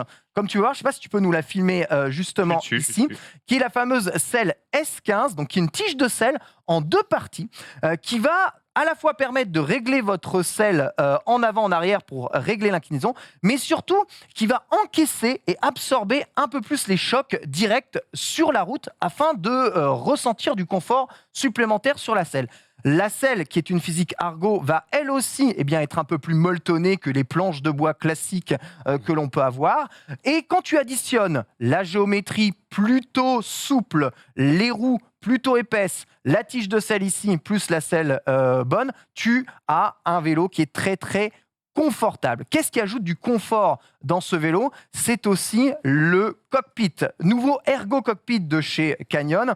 Donc si vous regardez, la potence est directement intégrée au cockpit. Vous avez donc un guidon aérodynamique et extrêmement bien pensé pour être positionné relativement haut sur le vélo, donc pas allongé comme une vieille merde à te faire mal au dos, et avec une guidoline renforcée avec du gel afin de ressentir le confort. Regarde, touche Maxildan un tout petit peu toute cette gélitude c'est vrai que et ce confort très là-dessus. agréable. C'est vraiment pensé pour être tenu sur des longues distances pendant des longues périodes pour ne pas évidemment vous faire mal. L'autre chose qui a motivé mon achat, vous le savez, je vous avais présenté il y a quelques mois, Shimano a sorti son nouveau groupe Ultegra DI2, le R8100. Et donc c'est un nouveau groupe à transmission électronique et il est aussi difficile à trouver qu'une putain de PS5. J'ai donc cherché et remué 100 EO pour passer pour ce qui est pour moi le meilleur groupe qui n'est pas de la compétition au monde. Et j'ai pu l'obtenir. Donc, regardez, pédalier mat, transmission électronique. Donc ici, tout se passe par Bluetooth. Vous avez un petit câble ici qui va être connecté à une batterie que vous avez dans le tube diagonal bas juste là. Pareil pour le dérailleur avant.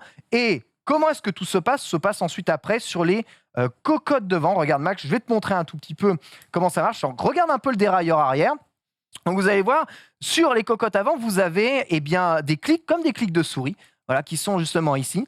Et ces cocottes qui sont donc connectées et alimentées via des petites piles vont directement, commander au dérailleur avec une commande électronique. Donc en appui, ça bouge instantanément et ça permet d'avoir le dérailleur tout le temps calibré, qui ne se décale absolument jamais et qui fait des passages de roues absolument hallucinants. Là, je vais te demander un truc pour montrer justement. Est-ce que tu peux tenir la caméra, mon très cher Nanix ? Max, tu vas me tenir le vélo sur le haut comme ça, afin de lever la roue. Et je vais vous montrer quelques passages de vitesse un tout petit peu du haut. Tu me le tiens, comme ça.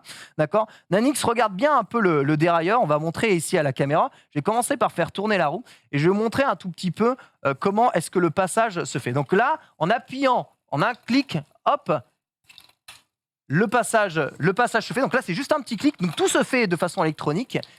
Et en remontant, pareil. Mais si je laisse appuyer, alors remonte un peu pour montrer bien la cassette ou regarde bien la cassette. Regarde, je vais laisser appuyer un tout petit peu le bouton et regarde la vitesse à laquelle ça remonte. Et dans l'autre sens, pareil. Et rien n'est mécanique là-dedans. Tout se fait électroniquement. Tout se fait via un petit corps électronique et un petit ordinateur à l'intérieur que vous pouvez régler via une application. Pareil pour le dérailleur de devant, tu vois, si je veux passer ici, paf, la chaîne va tomber immédiatement et tu entends le petit tut, tu vois, les petits moteurs qui passent juste derrière. Avec ça, c'est quasiment impossible de dérailler. Ça passe, mais c'est de l'horlogerie suisse, hein. C'est incroyable. La particularité de ce groupe, hop, et je vous parlerai des roues après, c'est aussi qu'ils viennent avec une cassette 12 vitesses. Donc, on a 12 vitesses à l'arrière, allant d'un petit plateau à 11 dents à un grand plateau à 30 dents. Et on a deux plateaux à l'avant, donc le grand et le petit plateau, allant ici d'un 56, il me semble. Non, c'est comment, je suis en combien là ? 52, pardon, à 36. Donc, c'est un vélo qui peut quand même prendre des vitesses de 70 km/h sans aucun souci. Mais c'est un vélo qui permet d'avoir tout de même en petit plateau et en grand plateau ici et petit braquet, d'avoir des capacités de monter et de gravir des cols si vous avez quand même des jambes assez solides. Globalement, c'est un vélo performance qui va perdre un peu en performance à cause des roues un peu plus épaisses. Mais comme vous gagnez en confort sur la distance, vous allez être beaucoup plus frais au fur et à mesure pour pouvoir vous sentir mieux au cours du temps. Autre chose à préciser, donc dans le nouveau groupe DI2, il y a les nouvelles plaquettes de frein. Tu peux regarder juste ici derrière, mon très cher Nanix. Yep. Donc ces nouvelles plaquettes de frein qui nous viennent du VTT. Donc Shimano a adapté des plaquettes un peu plus adaptées à des trucs cross pour avoir une qualité de freinage un peu supplémentaire à ce qu'on avait avant. Donc là, je ne sais pas si tu vois un peu le corps de roue. Alors l'avantage évidemment des freins à disque, c'est une qualité de freinage absolument hallucinante et surtout très précise, tu vois. Tu peux vraiment doser le frein et quand tu as besoin de freiner, ça freine. Hein. C'est immédiat. C'est vraiment absolument instantané. Ça apporte beaucoup de sécurité sur la route et comparé à l'ancien Ultegra que j'avais, c'est très silencieux. L'ancien Ultegra faisait beaucoup de bruit. Là, on a vraiment énormément de silence là-dessus. Autre point, poids du vélo, évidemment, puisque ça reste très léger, puisque les vélos de route sont aussi relativement légers. À votre avis, à vue de nez, tiens, Nanix, je te donne. Sous-pèse, on va sous-peser, puis on va voir. On va faire un test, un sous-pesage. On est à combien, Nanix ? Un croco. Tu me poserais la question, c'est quoi le poids moyen d'un vélo ? Je pourrais même pas te le donner en vrai. Donc, vas-y, sous-pèse et dis-moi combien, à ton avis, ça pèse. C'est combien ? Franchement, je n'ai aucune idée. Combien de packs de lait ? Déjà, en vrai, tu prends 2 packs d'eau. Essaye de voir un peu. Ouais, non, un peu plus quand même. Je sais pas, moi, entre 5-7 kilos, je dirais. 5-7 kilos, max, vas-y, à la pesée. Je me rends pas trop compte. Pareil. Plus ou moins? Je sais pas, ouais, je dirais à peu près la même chose. En vrai. Moi, je dirais entre 5 et 7 kilos. Je sais pas, peut-être 7. 7 kilos, donc ça vous paraît vraiment léger, hein, putain. Oui. Ah ouais, c'est léger. Bah, je me dis, c'est un pack de 6 briques de lait. Ah ouais, pas con. Marie? C'est à peu près ça, quoi. C'est vrai que je m'attendais pas à ce qu'il soit aussi léger. 11 kilos. 11 kilos, très bien. Marie, 11 kilos, un peu plus réaliste. Marie, on est sur l'ensemble de ce vélo, alors en sortie d'usine à 8 kg 13. Voilà. Léger, hein. 8 kg 13, en effet, sans les pédales. Avec les pédales donc rajoutées ici, les pédales, donc des fameuses pédales auto que vous pouvez, là où vous pouvez accrocher vos pieds dessus pour ne faire qu'un avec le vélo. On est sur 8 kg 350. Voilà, ce qui est vraiment très léger. Alors évidemment à ça, il faut rajouter le poids des bouteilles, des bouteilles quoi, des bidons, et le poids de l'ordinateur qui a au-dessus. Mais bon, c'est globalement pas grand-chose. T'es pas à 10 kilos avec On tout. appelle un TikTok. Non, je suis pas avec 10 kilos avec, je suis pas à 10 kilos avec tout. Voilà, du coup pour ce vélo, c'est vraiment un gros coup de cœur. Donc on va se rasseoir, on va en discuter un peu pour histoire qu'on soit à la lumière. Combien? C'est vraiment un gros prix. Le prix, je vous le donnerai après. De toute façon, vous pouvez aller voir sur le site le prix immédiatement. Si vous tapez Endurace CFLCL 8, vous allez immédiatement voir le prix. C'est un coup de cœur. Pourquoi? Avant, donc, je vous avais présenté mon ancien vélo. Donc, c'était un Giant TCR Advance Pro. Il avait des roues en carbone de 45 mm, donc ultra aérodynamique, très très cool, ultra léger, ultra rapide évidemment et très efficace en montée. Le problème de ce genre de vélo, c'est que quand tu fais comme moi des longs trajets, des longues distances un peu sévères, en fait, c'est très, très, très épuisant. Le quand confort est pas fou. Ouais. Bah ouais, ce genre de vélo, c'est bien quand tu fais beaucoup de montagnes seul où tu vas pas très vite, ou alors que tu es derrière des trains de vélo qui te prennent le vent. Mais tout seul, sur le vent latéral te couche, c'est très, très dur d'emmener le vélo de façon confortable. Passer sur un modèle plus endurance et beaucoup plus confort, ça change la vie. Ça, c'est testé et approuvé sur les putains de pavés parisiens, mais j'ai l'impression d'être dans du velours. N'exagère pas, n'exagère. Non, mais comparé à Marseille. Non, je te jure. Tu trembles un peu. Tu fais quand même. Tu trembles un peu. Eh bien, comme tout le monde. Je te jure que même pas. Même pas. Juste la taille des pneus et la géométrie plus la selle. Non, tu trembles pas comme un connard. Je tremble pas comme les mecs tremblent au Tour de France avec leur bout de bois. Oui, bah, tu trembles un peu, mais en voiture, tu trembles un peu aussi. Mais je tremblerai moins, à mon avis, que sur un scoot remué dans tous les sens.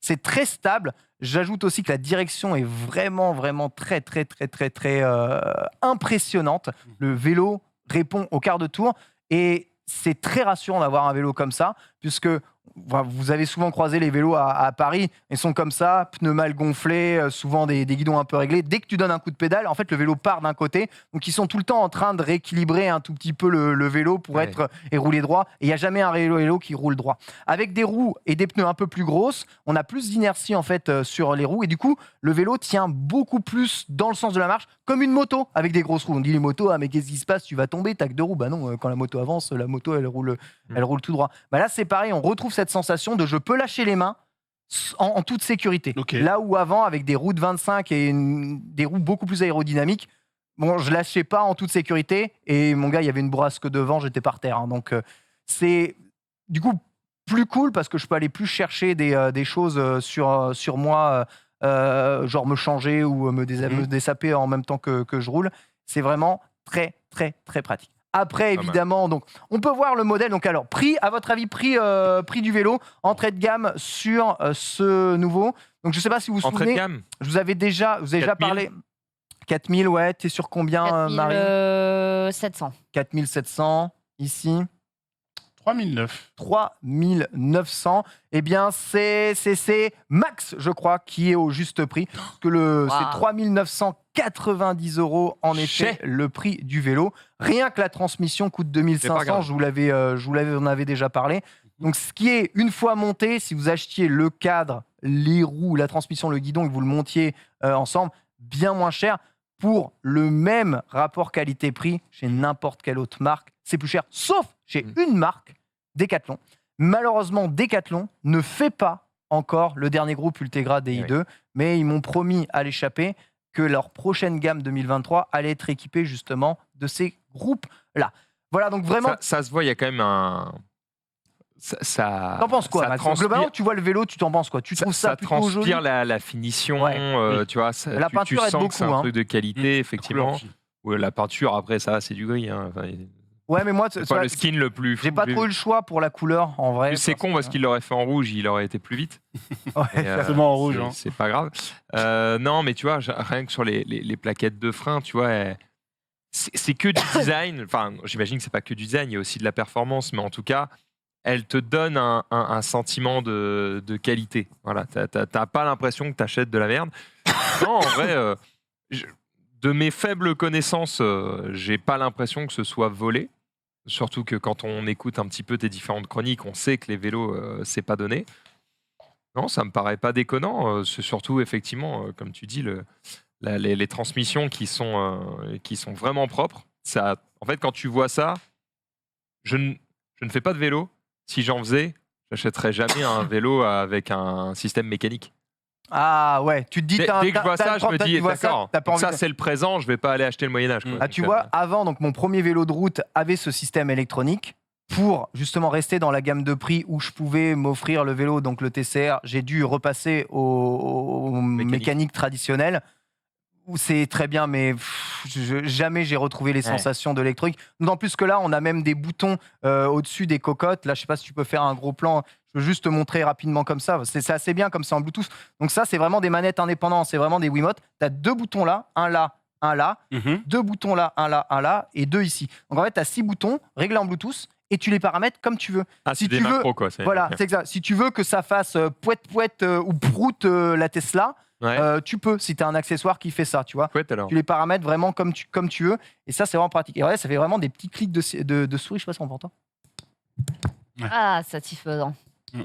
C'est assez satisfaisant, surtout pour si vous êtes assez geek ou des trucs comme ça. Maintenant, ça coûte la peau du cul et c'est ça qui est un peu gênant, mais c'est vraiment de la très très bonne cam. SRAM fait exactement la même chose. Juste voir la sensation des boutons au-dessus. Ouais, au-dessus, c'est vraiment le bouton caché qui fait juste clic. Hein. C'est pas un bouton utile, c'est un bouton de fonction réellement juste caché. Genre pour allumer une lumière ou un truc comme ça. Je sais pas si c'est reliable, mais. Tout à fait. Donc je sais pas, Denis, tu peux montrer le site justement où il y a le vélo. Donc je vous avais montré un tout petit peu. Donc sur le site de Canyon, vous avez tout. Vous pouvez comparer aussi d'un vélo à l'autre, les grandes différences, etc., etc. Sur chacun des vélos. Donc le voici, c'était celui-là. Généralement indisponible, j'en ai vu un dispo, j'ai cliqué en 2 frames, bon, je suis ferme. Il en reste quelques-uns, notamment, attention, en 2XS et en 3XS. Ah mais attends, 2XS, c'est plus vers 1m65. Ils ne sont pas prêtés? Non, j'ai acheté le vélo. Non. J'ai acheté le vélo, Max, c'est mon nouveau vélo. Félicitations. Merci beaucoup. C'est pour ça d'ailleurs, et j'en profite. Vendu l'ancien? J'en profite. Oui, mais il a même convaincu madame apparemment. Exactement. J'en profite pour passer une annonce ici, c'est que l'ancien est toujours à revendre. Il est toujours sur le site Troc Vélo. Donc voilà, n'hésitez pas à me contacter évidemment si vous voulez un petit TCR de course de l'infini. Il est toujours dispo. Autre chose évidemment, je ne suis pas resté là. Je me suis dit tiens, j'ai un nouveau vélo. Qu'est-ce qu'on pourrait faire pour le pimper? Comment on pourrait monter la facture? Mais oui, le porte-gourde. Voilà, le porte-gourde, une erreur de débutant. Mais maintenant, 60 €, je me suis dit, on va aller voir des professionnels. Vous regardez peut-être les vidéos de Villebrequin. Villebrequin, ils font actuellement un multiplat chez W Autosport, donc un préparateur automobile spécialiste dans la prépa auto violente. Il existe la même chose pour les vélos. Il y a des boutiques et des préparateurs vélos qui font ce genre de choses et qui se disent, ils regardent ton vélo, ils font... Toi, tu gagnerais en perf à dépenser un peu ton argent. Et c'est justement ce que je suis allé faire chez Ride On Cycling, une boutique de République, voilà, donc, dont le site est justement ici. Je suis allé chez eux et il y a quelqu'un qui travaille chez eux que je connaissais depuis longtemps, c'est un ancien de la commu de jeux de baston. Lui, il était ingénieur automobile et avec le Covid, tout s'est cassé la gueule un peu dans l'automobile et il y a eu très très peu de travail en fait pour l'ingénierie automobile. Passionné de vélo, il s'est dit allez, je plaque tout et moi je vais faire de l'ingénierie vélo et je vais travailler sur les préparations de vélo. Donc c'est des anciens préparateurs qui ont travaillé notamment avec beaucoup de teams qui préparent les vélos pour le Tour de France et ils vous font des vélos à la carte. Tu choisis le groupe que tu veux, donc la transmission que tu veux, le cadre, les roues, le guidon, etc. Tu leur apportes tout ça, ils prennent les côtes, ils prennent les machins, ils te font un vélo aux petits oignons.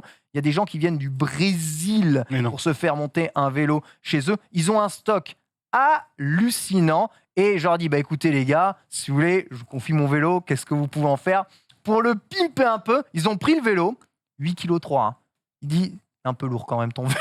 8,3 kg, il est un peu lourd. C'est dire un peu le niveau d'énervement des cums. Quand je vois le prix de la cassette du rail, j'ai envie de péter un câble. Et alors, je sais pas s'il peut passer, Denis, du coup, la vidéo que j'ai fait justement chez eux. Et ils ont passé en revue le vélo et ils ont dit, regarde, donc ça, c'est la boutique. Donc au-dessus, tu as globalement que des vélos à 10 000.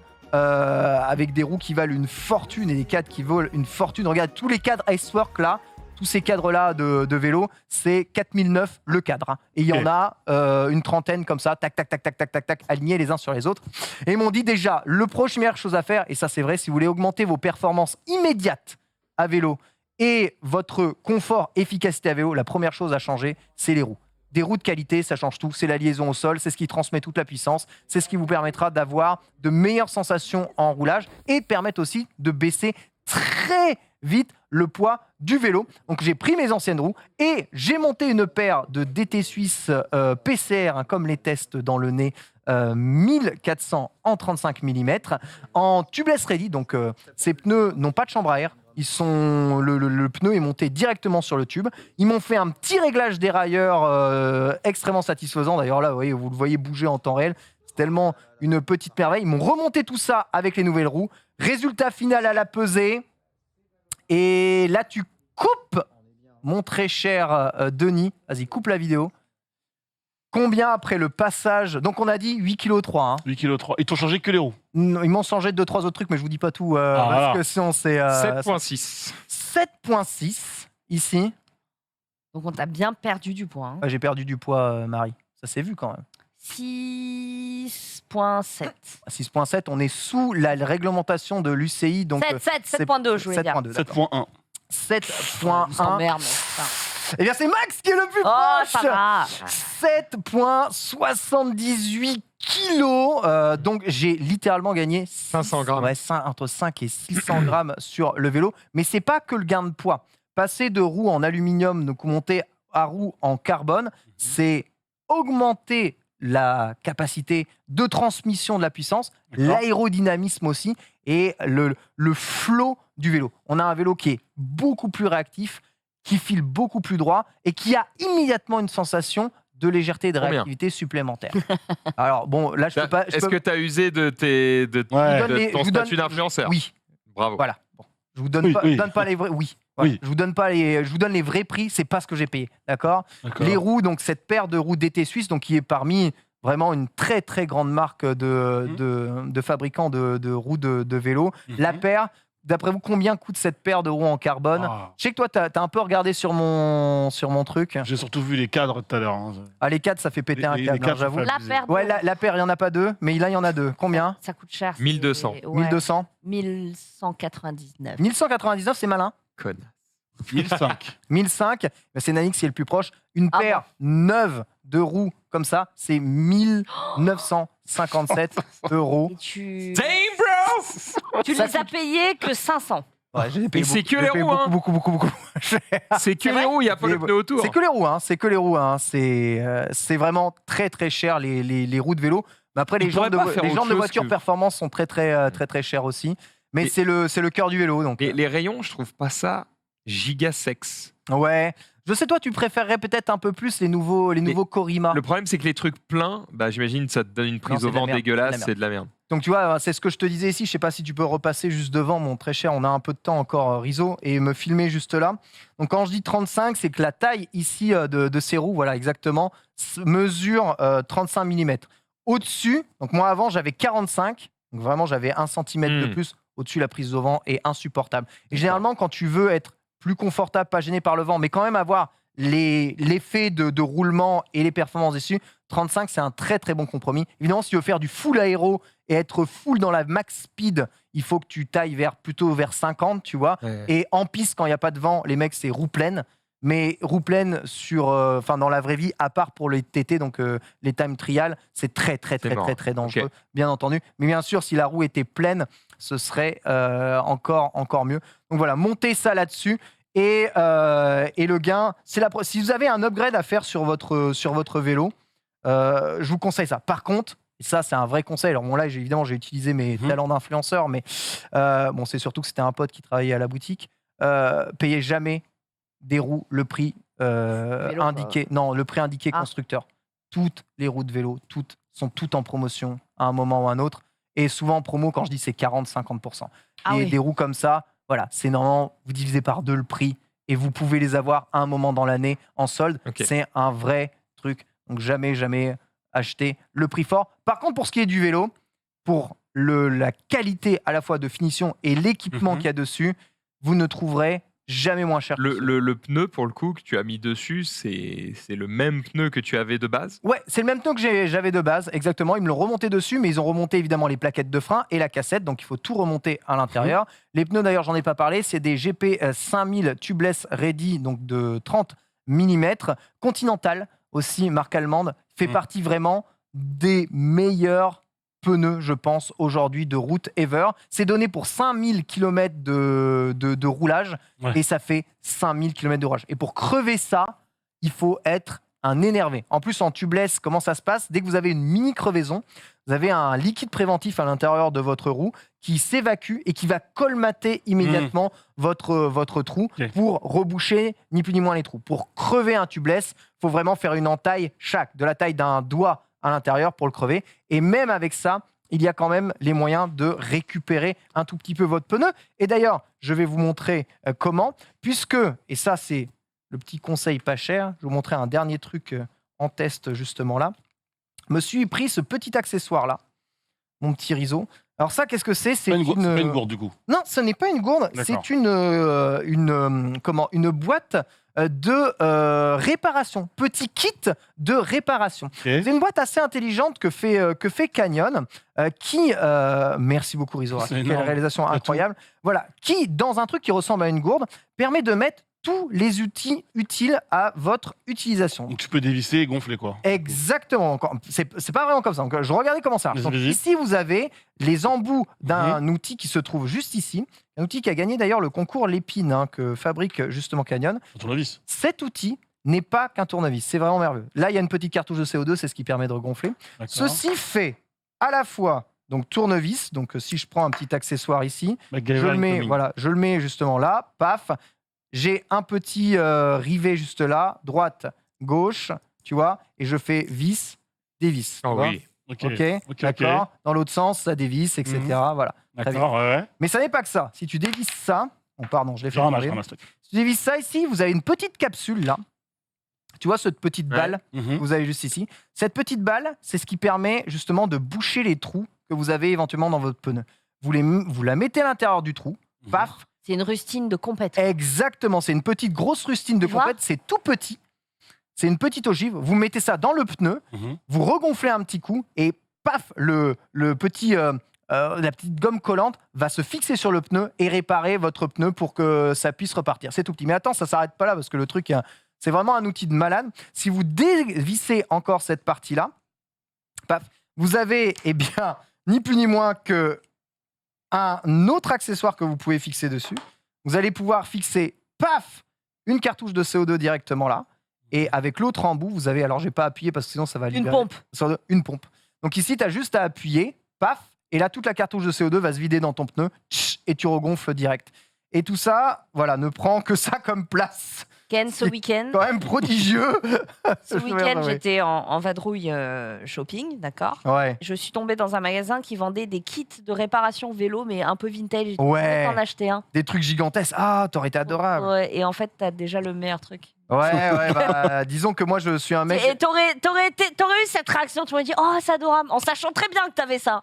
J'ai des Kings, j'aime bien que ça pèse pas trop lourd et que ça prenne pas trop de place. Donc là vous pouvez mettre jusqu'à 2 cartouches de CO2 et évidemment tous vos outils. Donc ça c'est vraiment tout ce qui est nécessaire, ça règle le sel, ça ouvre les roues. Voilà, vraiment, vous avez voir combien ça pèse, les outils. mais quand tu mets tout avec tout. Ouais, tout, ouais. c'est pas très lourd. Juste je te montre un petit truc parce qu'il y a encore un peu de place à l'intérieur justement là de ce kit de figuration. Donc ça coûte 10 balles, hein, ce kit à la con. Là, l'accessoire ici, lui par contre, coûte un peu cher. C'est aux alentours de 40 €, hein, ce petit accessoire là, D'accord. qui fait tout en même temps, tout en un. Mais à l'intérieur, vous pouvez glisser une batterie. Et vraiment vrai bail. C'est fait pour que tu puisses mettre une petite batterie qui va ressortir ici. Et ici, je sais pas si vous avez vu, vous avez un petit trou qui permet de ressortir le câble. Et ceci est un morceau de silicone avec un trou dedans. Il peut te permettre de ressortir notamment un petit câble d'iPhone ou n'importe Ça fait un quoi. gobelet. Tu ressors directement le câble et si jamais tu as le moindre souci parce que je sais pas, le DI2 a plus de batterie, j'en sais rien, n'importe quoi, ton téléphone est en rade, tu peux recharger ton téléphone avec la batterie qui est à l'intérieur juste ici et c'est directement intégré à tout. Ça fait un mug. Notez que c'est aussi très utile. Ça fait thermos aussi. C'est aussi très utile pour y cacher un AirTag ou pour y cacher un truc de localisation de ton vélo. Voilà, ça tout en un. Tu as une petite trousse à outils qui est vachement utile. À quel point un peu? Hop, c'est un peu lourd, mais c'est le. Frère, c'est un peu lourd. Ça pèse rien. C'est la cartouche.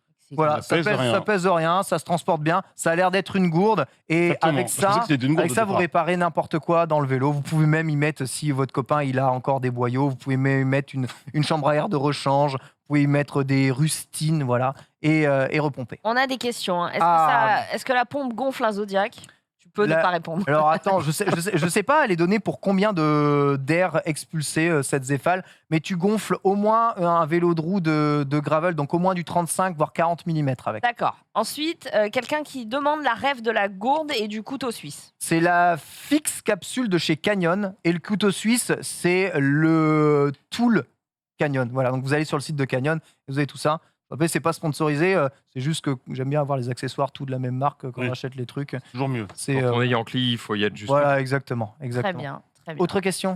Non, quelqu'un faisait remarquer, il disait mais les mêmes outils dans une trousse les uns aux autres prend moins de place. Alors ouais, c'est vrai, on peut tout mettre normalement dans une sacoche de selle derrière. Ça permet notamment sur certains vélos de le fixer sous le cadre, le tube horizontal. Il y a certaines fois où on peut le mettre sous le tube horizontal, comme ça il gêne pas. Tu peux mettre quand même 2 gourdes. Quand on est donc en exploration, en backpacking, qu'on se déplace avec beaucoup d'objets, c'est quand même très très utile. Bien sûr, la petite sacoche sous la selle est toujours très bien, mais la sacoche sous la selle, souvent, ça empêche de mettre les feux d'arrière ou ça adapte assez mal les feux arrière. C'est un peu chiant. Puis il y a un autre truc, voilà. C'est beaucoup plus beau. Il y a un moment donné, la trousse, vous êtes gentil, mais. Il a raison.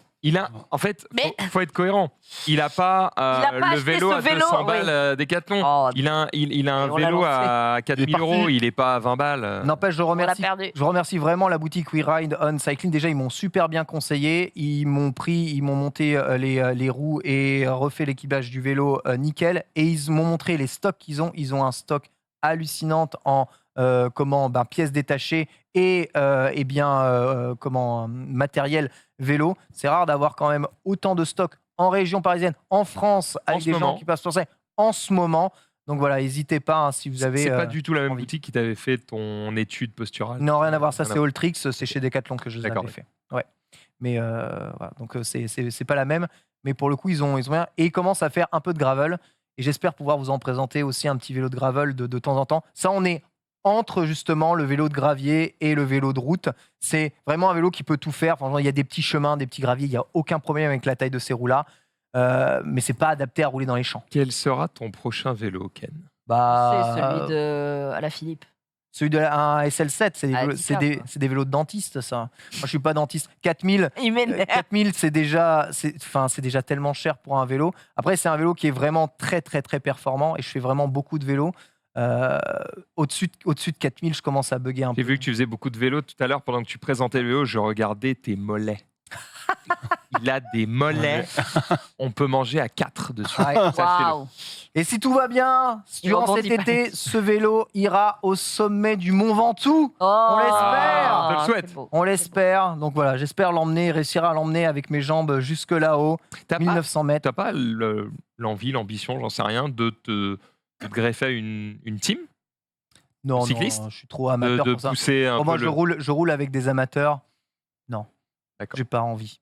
Crois-moi, je suis à des années-lumière de ça. Par contre, rouler à plusieurs, un peu vite en Mais il doit sortie y avoir sportive, il doit y avoir des c'est teams cool. d'amateurs, tu vois. Oui, bien Au moins sûr. des mecs qui ont le même niveau Rouler, que toi. ouais. Rouler ensemble, faire des sorties ensemble, j'en fais avec le Discord un peu tous les week-ends. D'accord. C'est vraiment très cool. C'est vraiment très très cool. Mais c'est bien quand tout le monde a un peu le même niveau. Ok, c'est ce que tu appelles des super amateurs. agréable. Voilà, c'est Ok. ça. C'est D'accord. exactement ça. Mais Pour moi, t'es un peu au-dessus de l'amateur, mais ok. Ah oui. ouais. Non. Juste, je fais beaucoup de vélo. Mais On l'a vu crois-moi- à l'échappée quand même. Le Crois-moi, comparé à un vrai amateur. T'es pas amateur, t'es un chasseur. C'est dur. Voilà, c'est ça, je suis un chasseur. Et j'espère va pouvoir bien. vous chasser. En tout cas, le nombre de voitures que je dépasse avec ça, eh bien, elle se compte pas sur les doigts de la main, Nanix. Un jour, je viendrai chez toi. On chronométrera, d'accord? Vas-y. Combien de temps je fais? C'est Elle va beau. venir chez Voilà, moi en vélo. très très content et vraiment ultra satisfait de cet achat. Et je pensais pas être aussi convaincu par le confort d'un vélo quand même typé route. Non, bon, là, tu vas plus changer. Oui. Non. Non, non. Enfin. Allez, Enfin. dans un an. Enfin. On se revoit à la rentrée, on le reparlera. rappelle. Non, mais il y a Canyon. l'Ultegra numéro 72 qui est sorti, vous comprenez pas. Puis il est à quoi? Il a quoi? Il a Il y a 2 4002. chaînes Oh. dessus, on peut avoir 2 vitesses à la Pensez à fois. tous ces geeks qui changent de carte graphique dès que la nouvelle RTX sort. C'est la même chose. Et il a 4002 en trait de gamme. Oh, allez. Allez, c'était le Canyon Endurace CF SL8. Putain, toujours plus compliqué les noms. Pardon, Et bien, ma- merci pour ce test ultra complet. Merci aussi à We Ride on Cycling. Oh Pour yeah. la prépa du vélo. Voilà, c'était la dernière de cette saison. On se retrouve à la rentrée. Passez de très très bonnes vacances. On vous embrasse. Ciao. Ciao.